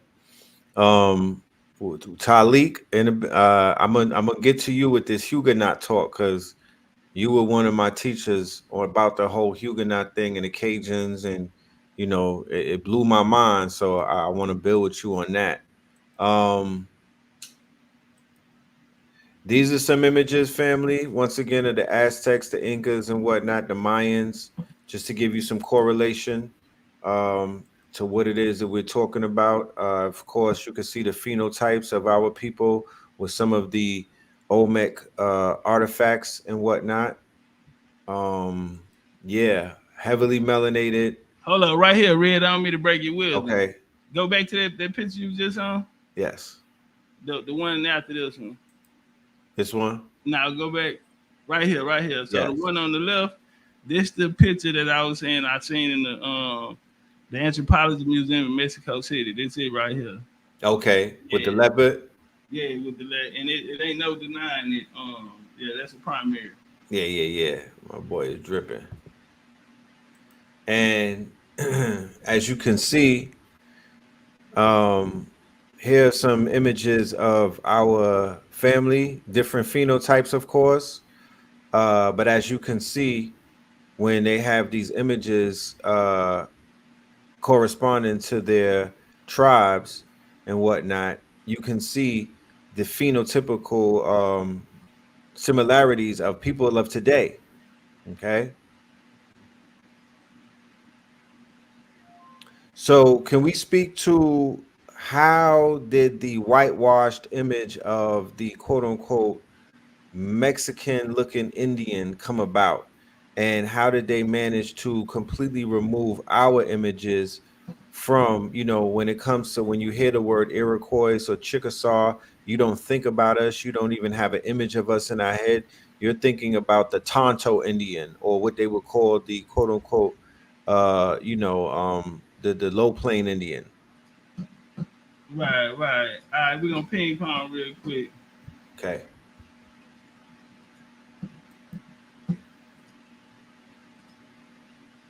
All right, so we're gonna come over here. So, like I said before, before 1922, before they offered citizenship to them, they were known as Plain Indians. Plain Indians, they lived in Canadian prairies, Native American tribes, First Nation being government, and they lived on the interior or the Great Plains. Now, right here, what happened was that the government and military forces of Canada and the United States have made Plains Indians culture, groups, and archetype in literature and in art for Native Americans everywhere. Everywhere. Yes, they have. So that's what happened when we. That's why when we. This was by design. You know what I mean? This was Right. by design, and so yeah, from Canada to the United States government. Notice it said government. They have made this the poster child. You know, in art and literature. You know what I mean? Everywhere for all people that would be classified under Native American, Indian, First Nation, Aboriginal, or whatever you want to turn you about. So it's a instead of a whitewash, it's a red wash. Right, it's propaganda. Yeah. Okay, so this right here is very interesting. Um, because it's a quagmire, you know what I mean? It's an endless rabbit hole when we talk about the DNA test, the erroneousness behind the DNA test, how they've been kind of like sending our people in circles over these years with the 123 and me and you, in fact, whatever those things are, ancestry.com and whatnot. Could we speak about what is the differences between the genealogy test in the DNA test, and what is it that you've done in your quest to find your history through the genealogy test, and also how to spot the fake, how to spot these different ones that are basically lying and not being upright with their research. Well, first off, I'll say this here: the difference between genealogy and the DNA test is one is coming from. So the topic at hand is the question is us in search of ourselves, who we are. Will be the whole purpose of us even looking into these things. Who we are, which one gonna answer the question? Well, with the DNA test, we're asking someone who know nothing about us. With the genealogy is more oral history, which comes from the family. Right. Your family will tell you who you are. Basically, at the age of around the age of understanding, a lot of us were told, you know what I mean, who we were, whether we took it in or if we just heard it and kept moving through life. And one day, we were on that frequency, and it came back to us or something, or brought us this age of awakening that's here today. You know what I mean? A lot of people are hearing these things and remembering those conversations. But Right. with the genealogy, basically, you have a parent, you have two parents who have parents. So basically, we're gonna go back as far as we can to discover who was, who's the next parent, and in that, while we're looking for that, we'll find ourselves. But through the DNA test, even with the Rick Kittle situation, this is something called science they brought. So in '87, they came with the Eve mitochondrial DNA, the Eve gene, and Right. out of Africa theory sprung out of that. Well, then they came back in 1990 with something called the Human Genome Project. In 1991 in New York, they were building the government building, the story go, and underneath it, they ran into a burial ground where they had the ground tested, and it ended up being American Indian and European bones found there. Well, they had a new program at Howard University going on, so they paid $24 million. It was a $24 million program for Howard University to investigate it. Now they said because they directly targeted our people with this test, because they said that it was activists there, black activists, saying that it needed to be black people studying these bones that were found there. So they went to Howard University, $24 million project, and one of the genetics on the team was Rick Kittles. Another guy was Michael Blakey, who ended up writing about it and talking about it, and he's gonna let you know that Rick Kittles actually ended up joining the program with the government to actually start it. So it wasn't black owned; it was directly and intentionally for us. But they targeted us through their program with Howard University. Y'all can look that up. And out of it came what's called the African it's an African museum down there with the Sankofa on it, and I can't think of the name of it, but they ended up building a museum down there, African museum down there after of it. You know, Where was this again? I'm sorry. It's in New York. It's the Sankofa, the African burial ground. My bad. It's called Okay, right there by downtown. Right. But they also have the Native American Museum in that area as well. Yeah, but they're not gonna give us no history on us. With the African burial ground, they had to step away from calling it a Sankofa because they centerpiece was a Sankofa on there. They said they found coffins facing the east, and that the people had waistbands, and these were signs of African culture. Well, then they went back and found out that the Sankofa wasn't even around at the time of that this burial would have happened, and so now the museum has stepped away from calling it a Sankofa. Right. Interesting. So it's another way of them directly trying to put an African story on top of the indigenous story, instead of just telling the real story. This was us here. When people hear the word Mississippi, right? Because of the lies that we've been told, because of the quote unquote falsehoods that we've been fed and whatnot, it doesn't evoke enough memory in the minds of someone, let's say from up north or across the pond or wherever. They don't understand what that means. So when they hear the term Mississippian culture or the Mississippi mound builders, they can't necessarily draw an image or a picture or a point of reference Do you have any information about the Mississippians, why Mississippi is so important, and why it always comes up when we're talking about ancient Aboriginal indigenous history? Mississippi is the big mama of Mm, America. mm, Mississippi is big mama. First off, you can touch, you can go right through the heart of what is U.S. today. You can go all the way up to Canada. It'll drop you off in the Gulf.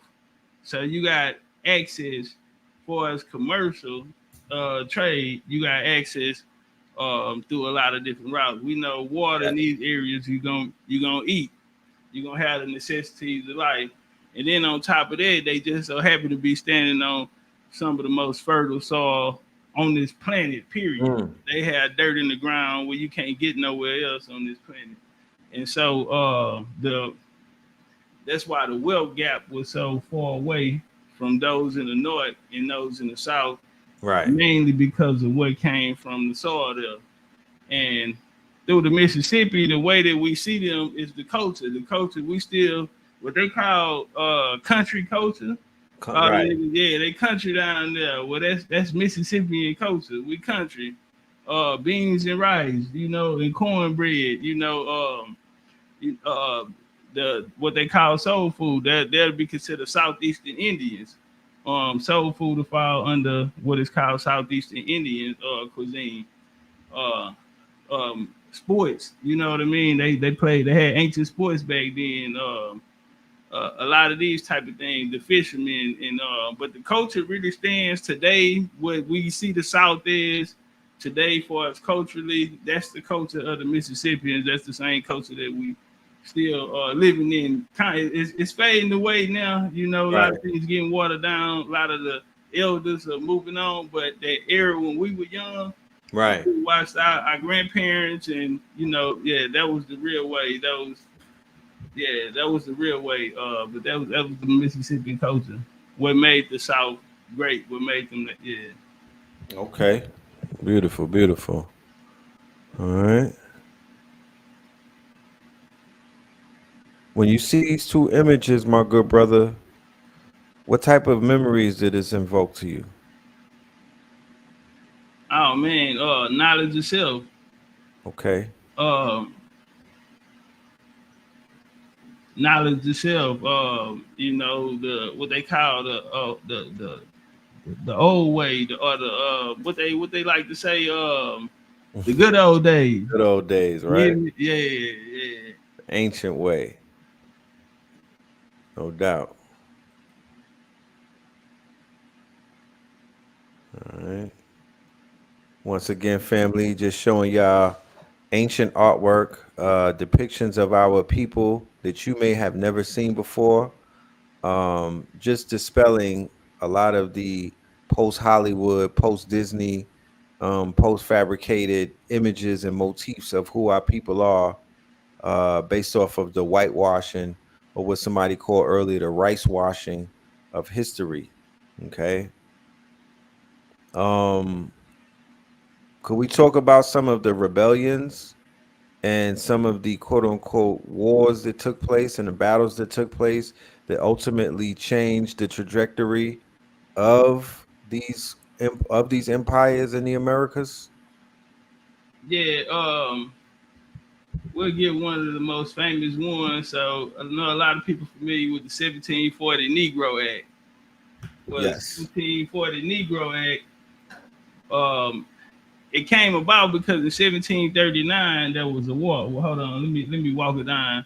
So 1601, 1603, you get the Queen Anne War. I'm sorry, 1701, 1703, you get the Queen Anne one. Queen Anne. Yeah, Queen Anne, she gonna be so we have King James, he gonna be the grandfather. His grandsons are Charles II, the Black Boy King. If y'all get a chance, look that up. Charles II, the Black Boy King. That's who Charleston, South Carolina, named after. Well, his brother James Duke of York had two daughters. So he had one of his daughters was Anne. So after he was put off the throne, his cousin William of Orange came in, which was a Protestant, following that that Huguenot line on that side from the French. And Yes. once they took power, his daughters you had the Queen. That was Anne. So you had the Queen Anne Wars, which they was trying to get Port Royal and trying to block that trade down in Florida. But 1711, 1713, you get the Tuscarora War. That's what's gonna split North Carolina and South Carolina. Mm. You're gonna get the Yamasee War after that, 1715, 1717. Now, while they was fighting that war, the Jacobites, defenders of the Stuarts, were also fighting the war at that time too. And a lot of them are coming and then to serving the POWs. But in 1739, you got a rebellion called the Stono Rebellion because you had a group of Indians there called the Stonos. So if we look on the old maps, let me see if I can get a PowerPoint up. But yeah, fast enough. Okay. You know what? I might. I might have been no action. These wildlife territory. All right, yeah. So you had a people called the Stono Indians. Yes. In this and they operated around the Charleston territory. So you had a group of Barbadians came called the Goose Creek Men. The Goose Creek Men, once they came down, they were warned with these particular people. They're gonna unite with the Yamasee and go and start cleaning that area out during the domestic slave trade. But it was a guy, they called him Jeremy, but really it was the Stono Indians who rebelled, and that was a bloody fight. That's what led to what became known as the 1740 Negro Act, where they had to put sanctions on the Indians and all people of color in that area who, unless you, yeah. Okay. That was one of the largest ones. You had the 1590 Wale Revolt down in Florida. Right. The Wale Indians, yeah. And of course, the Seminole Wars 1, 2, and 3. Well, that'll be the well, you want to build on the Seminole War? I got some pulled up on that. Okay. Pulled up on the Seminoles. So yeah, I wouldn't even really call it a war. I call it a. This was when everything changed. The military of the United States is going to come directly from these people who are called Seminoles. The Civil War was fought over Indian territory. All right, we're going to ping pong real quick. I'll run through the Seminoles real quick. Okay. Now, the Seminoles, it'll start with what's called U.S. expansion. The U.S. started off 13 colonies. 1790, after they get their constitution, they want to move into the south. So they start what's called the civilization plan. This is where you get your 5 civilized tribes. So they sent out what's called Indian agents to the southeast to negotiate with different Indian nations to bring them into this into this new play that they have going. Well, some chose, some didn't. Consequence, we'll see civil wars break out between the Cherokees and these other fractions down there, like the Creeks. So 1811, the Creeks are going to a civil war, and then they have a war better known as the Red Stick Wars. So that'll fall into the Battle of 1812. Now, you have the Battle of Fort Bend, then you have the Battle of Fort Mims, which will win. Then the Creeks will win the Muskogee. Then you'll have Horseshoe Bend in 1815. You'll have the Battle of Fort Jackson. After they lose Fort Jackson, they go to Florida. 1816. Now they're known as the Seminoles. After they allied in Florida, and that's gonna start what would have become known as the Seminole War. I got a few slides I can run through there. Okay, yeah, pull that up. You said you don't identify it as a war. What would you say it was more of? Canelo, when Canelo Alvarez fought Floyd Mayweather. Right. Yeah, okay. it was they schooled them. They had already always been the most dangerous. You can see me, I'm up. Not yet. Okay. All right, there you go. All right, bet. So the Civil War, they'll date the Seminole War from 1816 to 1858. But really the Seminole War didn't stop until after the Civil War. They fought. The Civil War mainly was focused on Indian territory. So the Cherokee, when the U.S. first came about, the Cherokee, the Creek, and the Choctaw signed treaties with them called the Treaty of Hopewell. So they came under the jurisdiction of the U.S. Right. Well, they started building the Confederate States, which also was melanated people, right? So they started building Confederate States, and Albert Pike is going to take them out of the jurisdiction of the U.S. and bring them in jurisdiction of the Confederate. That's how you're going to get some Indians or mixed race Indians fighting on that side. One of the famous ones would be this guy right here, Stan Wadey. Now, Stan Wadey come from the family of the Ridge faction, or known as the Treaty Signers. They signed the Treaty of Etowah, and this is the Treaty of it'll come to me, but it got his daddy killed, his brother killed, and his cousin John killed. Damn. He was the only one that survived the war. Oh, they was banging like Crips and Bloods back then. Yeah, they were spinning the war in what's called Indian Territory. So this is the last general of the Confederate to surrender. Right. Now, Lincoln put out a plan called the United, and this was for the United States Colored Troops, and they end up letting niggas fight letting our people fight in the war, because before then they were considered contraband. Right. When Lincoln let them in, they became the United States Colored Troops. So after this war, after they defeat the last general of the Confederate, now we win the war. So it's the treaty called the Treaty of 1866, which is real important because right now they're going back and forth. Oklahoma is going back and forth to Washington, trying to get it overturned because in 1941, somebody signed a paper and said you kick the Negroes out of the tribe. But what happened was the Native Americans wasn't present there. And in the treaty, it says that no man can ever come back and make a law to overchange this. So it was a lot of things that we were supposed to get out of that. Now, after the war, during the war, the United States was banging against what's called the Plain Indians, where they came and got these guys right here called the Seminole Indians, these people they just went to war with. Right. 8 generals fought against the Seminole Indians, all of them was defeated. Now they came and ended up getting what's called the Seminole Scouts, who came to Texas, guarded the borders of Nacimiento, Texas, and you had them in Brackettville, Texas, and you had a guy named John Hoyce. We know John Hoyce. He ended up going to a place called Coahuila, Texas. Right. Now, this is Coahuila back in 1900. Red. Damn, they chilling. What they on? This Mexico I think it's 1901. This picture. Melanated like that. This Mexico. This Wow. where the Seminoles were down there. So this is the predecessors to the Buffalo Soldiers. So this is John Hoyce's grandson, John Jefferson. He is a Buffalo Soldier.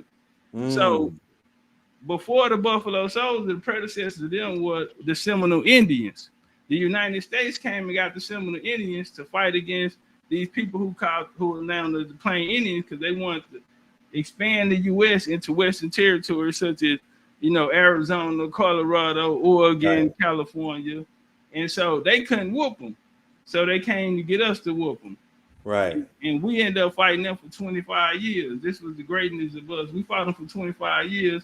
And this is the real beef with Native Americans and us, because during this 25-year war, this is how they ended up on reservations. Yeah. Henceforth, the Mexican beef with our people all across the West. There you go. Based off of what they said is the betrayal. Right. So it wasn't even a betrayal, because they were on the other side. They felt as though we sided with the U.S. and we just fought the U.S. That's what I'm saying. But they felt betrayed. Right. It should be an enemy to them too, because down in the Southwest regions, or what they call the West, Texas, Oklahoma, Arkansas, these areas, it was trading with these people. You know what I mean? So Some people were coming, but when you got Indians coming out of Missouri, Florida, Alabama, they don't know them. You feel me? And so we were the best of the best, and the U.S. came and got us, and we fought them for 25 years. And you see, like here, the Treaty of Fort Laramie. These people right here were taken in the Battle Valley. They were starving to death, we had to feed them up there. But this is how they ended up in boarding schools. And for this, the U.S. Military Academy at West Point, they put up a 2,000 pound bronze statue to honor soldiers who taught horsemanship to white cadets for 114 years. So the military that they got from the southeastern Indians, that the fighting style is the U.S. military. You feel me? Yeah, Right. It's what birth. They say they felt like Panthers, right? Yeah, the military genius that comes from the Southeast Indians is the military genius of the United States. And they use the Buffalo Soldiers to go to Cuba, Philippines, the Spanish, and I mean, they in Ukraine today, they in Afghanistan today with the same genius they used, they went and took over the world with. Damn. Hey, but those Chino Indians did fight against a lot of the Indians in the early, I found out in the early 1700s with the Spanish. I've seen some records. Well, we fought them in 1898. The Buffalo Soldiers went to the Philippines. Now they had Muslims there called Moros in the Philippines. So some of the Buffalo Soldiers left. One popular for leaving and going to fight on side of the Philippines because these were the melanated Philippines, of course. But the one, his name is David Fagan. He went and fought on that side, and lived in the mountains. Was a polygamist, little bit old man. There, they treated him like a king. The U.S. put bounties on his head, but we fought him again in 98 to 1902. I'm gonna pull this picture up right here that says the 3 most dangerous men, and we're talking about Plecker.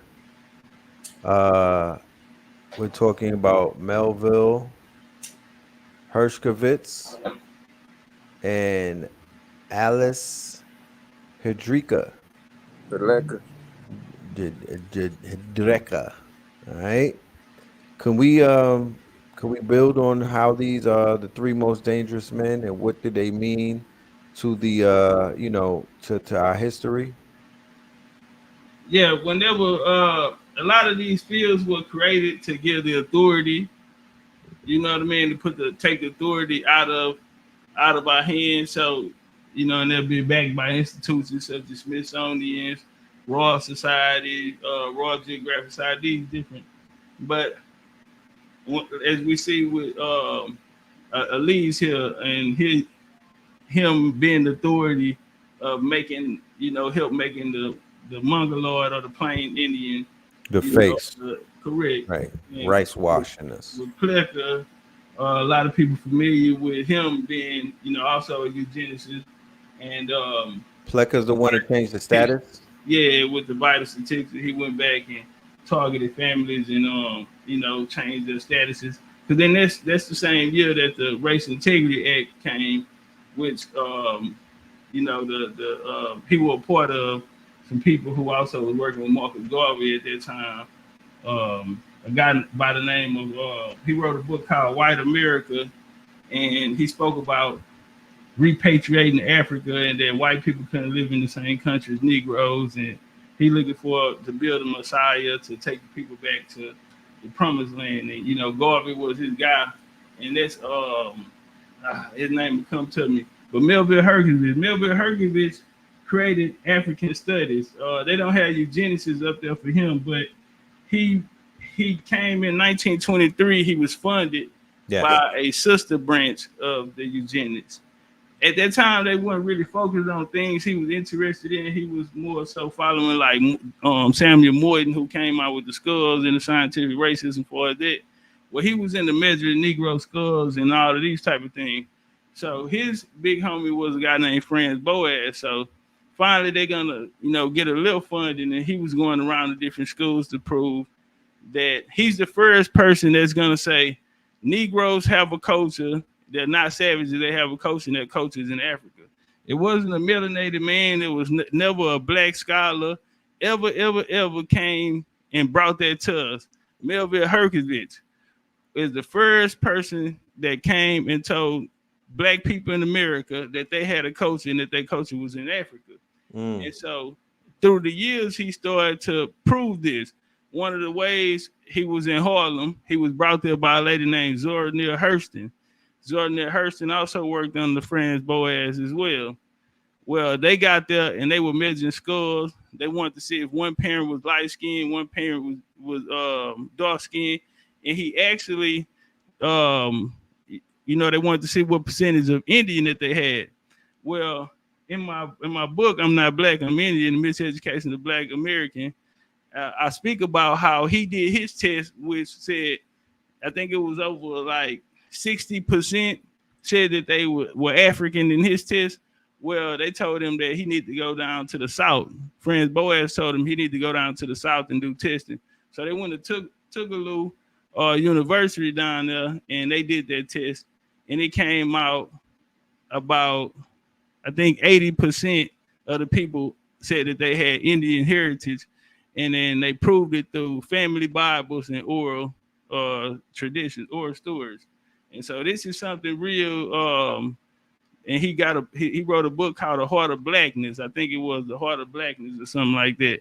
But he started what's called African Studies here. If we familiar with a guy by the name of John Henry Clark, well, John Henry Clark is going to work under Melville Herkovich. He's going to start a sister company called the African Heritage Heritage Studies. Yikes. Leonard Jeffries and another guy in 1969. And in the New York Times, he said he's not gonna follow Pan-Africans before him, like Garvey and others who want to take the people physically from the US to Africa when they had so much invested here. So his job now is to take the person to Africa in spirit. So he wanted to keep you here in America and mentally take you to Africa or be African. 1969, New York Times, John Henry Clark. But he worked directly under Melville Herkovich because at that time all the information was coming out through the African Studies, which anything he had to stamp everything that came out. Well, they came in California during the student movements. They bust in and said a quote unquote black caucus and said they wanted to tell their own story. Well, John Henry Clark was one of those black members out of the caucus that actually sat on the board with them. Yeah, and so that's how he became more, a powerful tool because he was working side by side with powerful men. But John Henry Clark himself said that his parents, had American Indian heritage. Runoko Rashidi said he grew up thinking he was Cherokee because his parents told him that when he got older, he found out he was African. John Henry Clark co-founder was Dr. What's his name? Oh, I got his face in my head. I'll come back to him, but Dr. Kaba, he said that on his mother and his father's side, I think his dad's side has 3. Dad was out of Alabama Indians. Leonard Jeffries, I'm sorry, that's his name. He helped found that with John Henry Clark. But Leonard Jeffries spoke about having Powhatan ancestry and that his grandfather didn't want a Christian burial, he wanted an Indian burial. Professor James Small spoke about sweeping the mounds, the graveyards, his family on their lands in South Carolina, and his family of Takora Indians.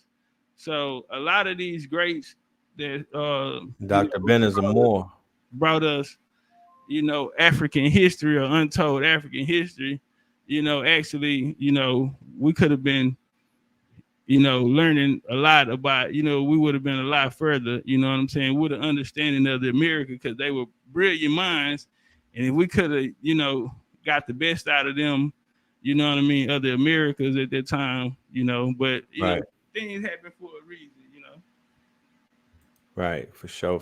What you think about that though, Red? That that they can, is it just the times that it was in, people, I don't know, is it just a awakening? Is it, because I remember back in the past, UN Blue was real big on 2020 coming. Like for a long time. Y'all was waiting on 2020, that 2020 vision. So yeah, and then 2020 came.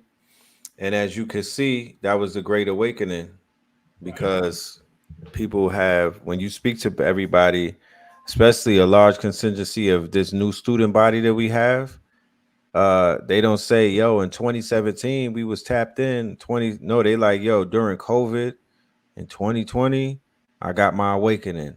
Shit turned on for me. That's when I My started. Too. That's when I started. when That's how new I am. 2020. I was in Dubai. you another one. Yeah, I come out of the 2020 portal. Yo, that portal was crazy, bro. It's hard to find people from before that portal. Like, there's so many new people from that 2020 portal that it's like, yo, a whole new world was opened up. You know what I mean? Look at the CMOS run. You know what I Man, mean? that's crazy. Hey, Look, Top. For Hey, how Top. long you and Blue just was waiting on that 2020? Like, man, you know, was we Hey, ever? hey, yeah. hey, Top. They used to let me come do my Indian spill too, man. They used to let me build back in the gap. You know what I'm saying? So now I just love it's all coming full circle right now. You know what I'm saying? And man, So the chat loving the scholarship, man. I was about, you read my mind, Talik. I was about to say, because we got a lot of family in the chat right now. We about 400 deep. I want to take some questions from the chat. I don't want to leave them out of this conversation. I want everybody to feel included and whatnot. So for the chat room, we're gonna take about 3 to 4 questions, and this is gonna be a part two. I gotta bring Blue Pill on board. This is a preliminary introduction to the platform. This is basically just to let everybody, become familiar with the research and the level of studying and whatnot. But we're definitely going to do a follow up very, very soon. Let's go into the audience though and get a few questions so we can get some answers, because I'm sure there's some people out there that are, you know, they got some questions that are burning them up that they definitely need some answers for. Yeah, y'all don't forget to hit the like button either, man. Tap that like button. Oh, tap the like button. Yeah, share the video, tap the like button, and comment. Please comment. You know what I mean? Let your mind, speak your mind. Do you have any info on the Alabama peoples? Yeah, my nation actually come from Alabama. We migrated here to Texas. Uh, but yeah, the Alabama Indians, that'll start in 1540 with the Muskogee Confederation coming about when the Spanish came through DeSoto, Fort DeSoto, and a lot of them end up coming together and building something called the Muskogee Confederation. And Right. yeah, if you're familiar with the Battle of Mobile, uh, Tuscaloosa, Melanated Chief end up defeating DeSoto, and then the Chickasaw end up finishing them off. Okay. Okay. Somebody said, "Why do they hate the red man from the land so badly?" Who's why? I mean, who's they? But I'm assuming he's speaking about the Europeans. Why do they hate the red man from the land so badly? We the red man. Huh? Yeah, yeah. We the red man. You red. You red. Yeah, we the red man. We the red man. We turn red under the sun, y'all. We have copper. The copper rises. We have a red tone to our melanin. For anybody that was unfamiliar who the red man was, Yeah, that would all be. three of us can turn our Oh, camera on, and you we'll be feel me? All the three of us, we the yeah. red man. So You know, to me, I can answer that question. I don't feel that they hate the red man. If you stole somebody's mineral, material, resource rich land and it was on some paperwork and it was faulty, you wouldn't hate these people. You would be more in fear of them because you're standing on the land that you stole. It's as simple as that. You know, it's more of a fear factor than anything. They can't sleep good at night, knowing what's going down and knowing that these lies are being uncovered. We could sleep easy at night, knowing that we are getting closer to the truth day by day. Boy, Nah, that's right. Gabby wants to know, can you speak on the Blackfoot of the South? I hear different things about some of the Greek/Cherokee, also called Blackfoot, even some Virginia and North Carolina tribes. You got that top? You can turn up on it. You know, I was just gonna say them was the tobacco field. A lot of them worked in the tobacco fields, you know, barefooted. And, you know, that's where you get the North Carolina Tar Heels Yeah. from. So yeah, they were in. You got a Hey, lot of them in Alabama, and in Mississippi area as well too. yeah, one of my lines is Saponi Blackfoot from North Carolina. Uh, I need to send. I send red like a Saponi Blackfoot list. A lot of them got caught in that Tuscarora War and came down to Florida. And from Florida, they went to Texas, and a lot of them fought with the Seminoles too, amalgamated with the Seminoles in Jacksonville, Florida. But that's one of my lines too, one of my Simmons lines. Indeed. Somebody wants to know, what made you want to research this? Big My Mama, man. my family. You know, on the cool, I got a picture, man. It was Christmas 2012, and you know, I had came. You know, I'm moving fast in the streets and all that. And my auntie, she brought me in the we was in my grandma's house, and she showed me a picture. And you know, she ran it by me again, you know. And I took that picture, I screenshotted it, and I just always kept it. I put it on all of my books. But it's my grandma in her Indian dress. And you know, she was born on the reservation down in Texas, the oldest reservation. My family actually helped pick the location. They ran the store down there. We still had land down there. So uh, you know, it was just my auntie, you know, put me on that journey. I ain't catch it then, but you know, that's what, you know, started me on my American journey. You know, I was learning everything else at the same time, but in the end, you know, I kind of did it to, you know, kind of make them proud. You feel me? I ain't want them Yes. just to get me as what I, you know, what I used to be. You feel me? And I figure if I can crack this right here, if I can show my interest in this, and it just took off. You know, like came out that 2020 quarter, and yeah, Dope. I just ain't stopped. Honor thy mother and thy father so your days on this earth will be longer, right? Bars. Yeah, So and that, like I feel that's the ultimate honor that you can do, is to complete the story. You know what I mean? Like to correct whatever this falsehood is, because in the falsehood they're gonna have us forget everything about our ancestors. We are being erased from our hold to this land. We are being erased from true history, culture, the ways of our ancestors. All of this stuff is going away as we embrace this lie, this myth. and a common question that people ask you, man, what good is this? Why y'all want to know all? You know what I'm saying? One Yeah, thing it correlates 75% of all the land is through heirs property.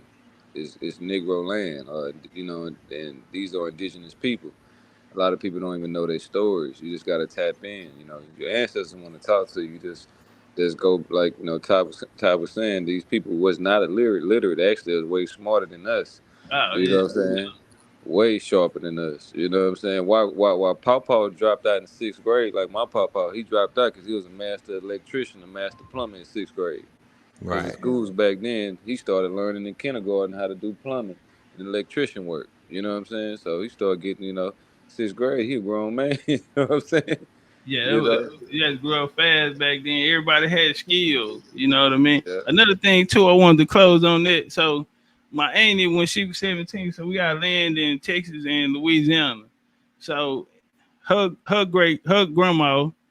And Mm-hmm. so in the South, a lot of us got we'll call it going to the country. A lot of our family not from these big cities. We Yep. actually from these Yep. country towns. Backwoods, right. Right. And so like me, I'm second generation from the country. That's why I still talk. You know, you probably can't understand all my words, but You we talking about Uh-huh. second Liberty? generation in the big city. So we have great cemeteries and grave sites. So when my auntie was 17, her grandma made her and her cousin, who was the same age in Louisiana, go out into the cemetery, write down the names, and she told them stories about it. She was 17 years old. So I always play that clip about her telling that story. And she had to do a transfer the land over to the family to the next generation. We hadn't had one in 100 years. It's called a land succession. Now they made state of Louisiana made her go back 6 generations to prove her ancestry, but it was a tradition being passed down in the family. And since she had the information, we were able to get through it. So when she pulled me to the side, it was no different when her grandma pulled her to the side when she was 17 and said, "Hey man, you need to take this, and I need you to know this." And so that's why I put so much passion in it, and that's what my purpose came from. Beautiful, beautiful. I got one more last questions, 2 more, and then we'll be out of here. This is a good one. What happened to the pockets of Maroons in Alabama after the Civil War? Well, the people that they call in, so in Alabama, you had the Creeks, or what they end up calling the Creeks. During the Civil War, you're going to see one side, as I was speaking, through Albert Pike, they'll transfer over to the Confederate. So at that time, the Creeks, who was running the Creeks, was the McIntosh family. So you had Tilly McIntosh, you had, what was his brother? Tilly McIntosh, and I can't think of his brother's name right now. So they going to sign for the Creek side. And you had others. Now, what they did was they end up forging names on there, so you can look it up. They forged a guy named Opethella Hoyer. He was one of the chiefs. So they end up forging the names to sign them from under the U.S. jurisdiction to the Confederate. So that's what started the Civil War, and that's how Half ended up fighting in Kansas under the 1st and 2nd Infantry of what became the United States Colored Troops in Kansas, and it's known in history as the blood of tears. The blood of tears on ice. The blood of tears on ice. That's what is known in history, and that's what you were saying. They fought like panthers, fought like tigers. Talik, that's what you were talking about. But that's the war. Yeah, that's what led to the 1866 treaty. So what happened to them? Well, they end up winning the war. Those people that was coming out of the Alabama area, they end up going into Oklahoma. From Oklahoma, they went into Kansas. In Kansas, you can join the Union Army, which was the United States Colored Troops, and they end up defeating the last Confederate general. And while you at it, go and let them know that's who populated Greenwood. Oh yeah. For as Oklahoma, yeah, right. Alabama Creek, Mississippi Creek and Choctaw Indians. Yeah, Tulsa, Oklahoma. His name is a Creek word. It's called Old Town in Creek language. Tulsa. Dope. All right, so some Rafisis want to know: does the Cahokia Mounds and its energy signature have any correlation to Illinois being the Fighting Illinois? Well, I say this. I don't know about that part, but what I would say it is a energy vortex, and it do lay on what's called ley lines. So I can show you a map. Hold on. We can ping pong one more. I guess we'll do one more on the way out the door. Okay. Yeah, you good.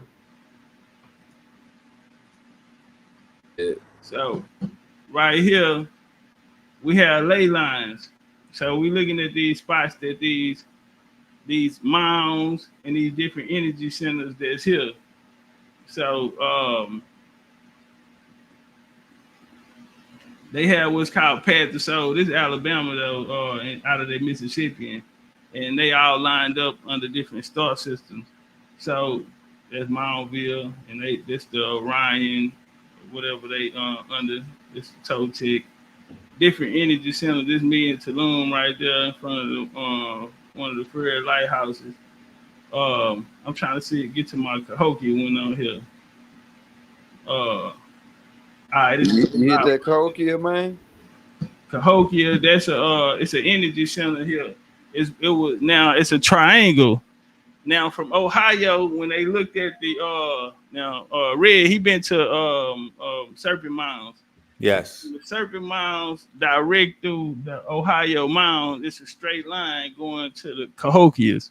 Mm. Yeah, so somebody, you had to have a satellite or something to be able to, to do this here. But you had three. You had the Emerald Mounds down in Natchez, Mississippi, which was mentioned earlier. Emerald Mounds is the second largest. Monks Mound to be the first in Cahokia. You had Macon, Georgia, Okmulgee. Now you also had Poverty Point down in Louisiana, and a lot of people don't speak about Wisconsin. Wisconsin have the elephant effigies, which let us know there were elephants on this side as well too. But they mined copper there, so they mined copper there, and they mined copper down in Poverty Point. Right. And the coin distribution will go from Mississippi, central Mississippi to Cahokia, and it'll be tied to, like I said, Macon and down to Poverty Point. But Poverty Point gonna have a connection with Wisconsin, which is gonna go to the Minoans, who gonna be the first highly civilized zation in Europe, as we're gonna see them build their colonies from the Americas to Europe through this time. But that's another topic though. But that's Cahokia do sit on the energy ley line, and it is a vortex.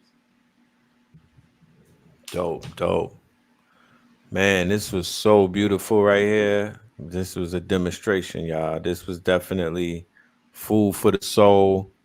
For everybody in the chat, if you received some information tonight, please light that shit up. You know what I'm talking about? Send me some emojis. I don't care what they are. Feathers, arrows, fires, hearts. Let your indigenous spirit just speak. You know what I mean? Give these brothers some love.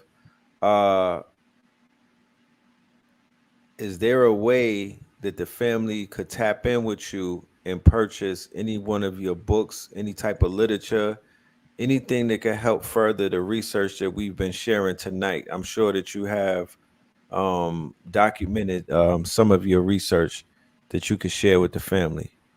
Yeah, actually, I got this book right here. This is my first book, American Bloodlines of the Garden Civilization.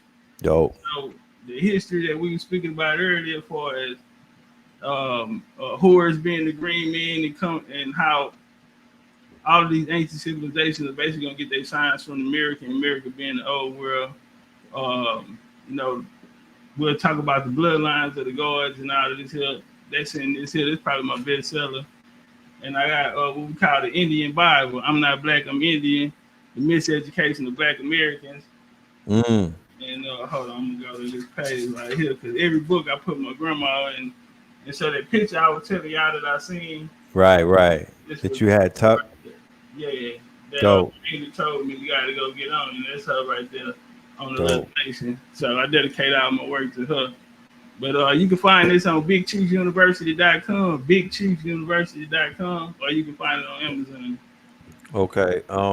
Any moderators? Kids too for the babies as well. We got two books for the babies as well too. Okay, so we got homeschoolers, they could use that. Yeah, for sure. Yes, we need that immediately. Yeah, just show that book, man. I got it for my daughters. They love that book, man. Yeah, Red, if you got P.O. Box or whatever, man, I definitely want to send y'all some of the work, send y'all some books. Okay, yeah, I need that for my homeschooling. I need that immediately. Any moderators, can you please put the link in the chat? I'm sure we have some moderators in the building. Please put the link in the chat. You dig? And if y'all in H-Town, y'all come tap into Soul Food Vegan. I also got a cookbook called The Evolution of Soul Food. You just Google it, it'll bring it to you. But if we in H-Town, 2901 Emancipation Avenue, tap in on the gram, soul_food_vegan. You know what I'm saying? Super healthy, wealthy. You know what I'm saying? Link up with my buddy, brother Topcast BCU. You know what I'm saying? And tap into your story, man. You know Hold on, we going to your IG page, man. F that, because you talking about it. I need them to see this thing right here. Yeah, we kicking major flavor, man. Kicking major flavor. Soul Food Vegan, y'all. He real modest and whatnot. You know what I'm talking about? I'm gonna talk Yeah, that shit right now. yeah. Soul Food Vegan. His brother Yeah, Talik man. is doing the damn thing. I promise you. Like in the land One of of the best vegan, barbecue, one of huh? the best vegan restaurant twice. Nominated top vegan soul food restaurant in the country a couple times. You feel me? Yeah, man. Yeah, You doing our smell thing, me? man. Like Y'all yeah, see that his avatar up there say Houston Chronicle. That's the number one newspaper in newspaper. Houston. Yeah, that's the That number. right. That's the big boy. Yeah, So we be anytime on the you in news too. right, anytime you in Texas, I know that catfish and them prawns is calling you. What's that shit that they be eating? The crawfish. I know them Crawfish. crawfish is calling Yeah, you, but we gonna yeah. do the vegan crawfish. You know what I'm talking Yeah, about? and it just I'm gonna lay it on. I'm gonna lay my plane on this one. Just I come from a line of healers. You know what I'm saying? My Davis line. My grandfather was a snake healer. My grandmother was, they was root workers on both sides. You know what I'm saying? But they were healers. You know what I'm saying? So I'm just tapping. A lot of this stuff is, stuff that's been passed down to me. I just do it, in a more healthier way, and a lot of the different herbs and health remedies and stuff that I whip up and stuff, they come from a lot of my ancestors and stuff. So, we are stewards of the land too, you know what I'm saying? So knowing that these animals are compromised, knowing a lot of our water is compromised, I just show people how to heal themselves. And our Yes. people, had a lot of ingenious ways of utilizing the earth to heal ourselves. I also implore everybody to check out a book called Indian Givers, and it breaks down about how America had the biggest biodiversity in any place in America. Correlating down to our hygiene, to even to the soul food that we eat. You know what I'm saying? And like he was saying, soul food is Indian food, American Indian food.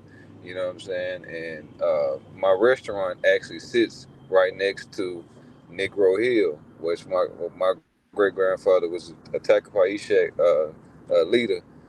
Howard Smith used to come and free a lot of the Indian slaves that was on Negro Hill, which is on Mm. Emancipation Park, right next to my restaurant. You know what I'm saying? Mm. And you know what I'm saying? So that's how much I'm walking with the ancestors, you know what I'm saying? Nah, that's dope. Right across down the street, we got a big mural of Buffalo, one of the last Buffalo soldiers that's passed. You know, I think Bobby Williams, if I can't say his name right. But we just tapping these. It's right in our face. You know what I'm saying? These Right. mounds. You know what I'm saying? Like Buffalo Bayou. If you ever in Houston, you go tap into Buffalo Bayou or Allen Parkway. There's actually a whole bunch of phalanxes of mounds. That's it's sitting on top of a man-made aquifer that the Takapaw Eshek made, that made a population boom in Houston to begin with, because the Eshek were, they were water. My uncle still, what I'm saying, still know how to do the wells and stuff like that, to this day, which we thinking everybody know, but no, everybody don't know how to do no damn makeshift well, you know Real. what I'm saying? Or make muscadine wine and muscadine beer and all this type of stuff that a lot of these indigenous people do. So we just implore you to check out your family story. You know what I'm saying? It's not gonna be a monolith. It's gonna be interesting. It's gonna be so satisfying, just like good healthy food. You know what I'm saying? So I appreciate you, Red, man. I love you to life. Appreciate you, Top Cats. I Indeed. love you out of life, man. Love you to life too. Could we answer this one last question before we get out of here? I'm sorry, I don't mean to be bombarding y'all with these Nah, it's cool. questions. It's cool. It's cool. The people But are this is the great way to bookmark this. Like I said, this is only part one. We do have 2 and 3 coming through. We're gonna expand the panel and bring more voices in. T Hill said, late coming in, based off of the title, can somebody tell me if the black colonizers follow suit like the Caucasians as far as whippings, making them lose their language, grape, etc.? well. I say this. When it came down to the black colonizer, a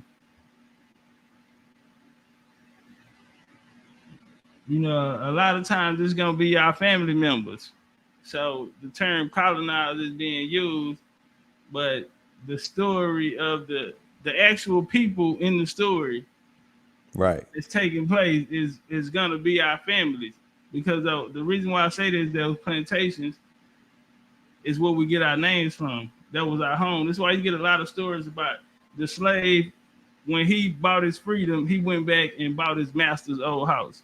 No, he got left the house in his will. The daddy left him the house in his will. So a lot of times we've been given the wrong story on slavery. So far as the beatings and the whippings and you know, that come from the movies and the propaganda of them, you know, putting this in our head. When we actually look into what slavery was, we'll see that it was the head of the household. It's no different than filing income tax, being the head of the household and having dependents. And so through law in the areas they were in, they would list their dependents, their family members on there. So, yeah, we just got the wrong perception on what a slave actually was. You know what I'm saying? Or how slavery actually went. So there's actually books like Red actually sold a source today. If you go through that book, they're gonna name names of people, and you know, so it's not just a word or slave master. It don't have a face, but these are actually people. And if we look into our story further enough, we may find ourselves in these same situations. And I think it'll better understand when we can see ourselves in the story. You know what I mean? But Yes. that's a part of knowing, you know, our story. Interesting. Yes, I look forward to diving deeper into the truth and getting ourselves out of this falsehood. I want to say honest to everybody who played a part in tonight's monumental show. Salute, you know what I'm talking about. We will be doing a follow-up very soon. And yeah, I'm just glad that we did this. So once again, make sure y'all hit the like button, make sure y'all hit them comments, and make sure you share this video with anybody that you know who is out here looking for the truth and need it. You dig? And with that being said, ladies and gentlemen, we're going to close this out with the 44 tops, and we will see you Third Eye Thursdays. All right? Peace, love, and light. Appreciate that. Peace. All right? Peace. Peace. Brand new purple light, friends. Brand new purple light, friends. Facts. Brand new purple light, friends. Red and blue, purple light, friends. Facts. Get to know the legend, sacrilegious Sunday to melanin Monday. You can get to know the legend, my love. Just open your third eye on Thursday. Lord, the food, the art, the clothes, the Vatican's getting exposed fast. We put the show on the road. You better stay on your toes. I was till the land, focused on the ego. Then I open my heart, let go of the ego. Grand after grand, we're stacking up these C notes. Facts, facts, yeah. We gon' put this shit on our backs. Facts, facts. We in your city, pull up where we at. Facts. Peace, love and light. Peace, love to the family. Peace, love and light to the family. Peace, love and light to the family. These days and time, black man, is going to be the time that you have been waiting for. You came here for a reason. Whatever pressure, whatever adversity, whatever the fuck you feel, I I don't know what you feel, but whatever you may be feeling is going to push you, and it's going to provoke you, and it's either going to make you or break you, similar to how pressure busts pipes or the shit makes diamonds.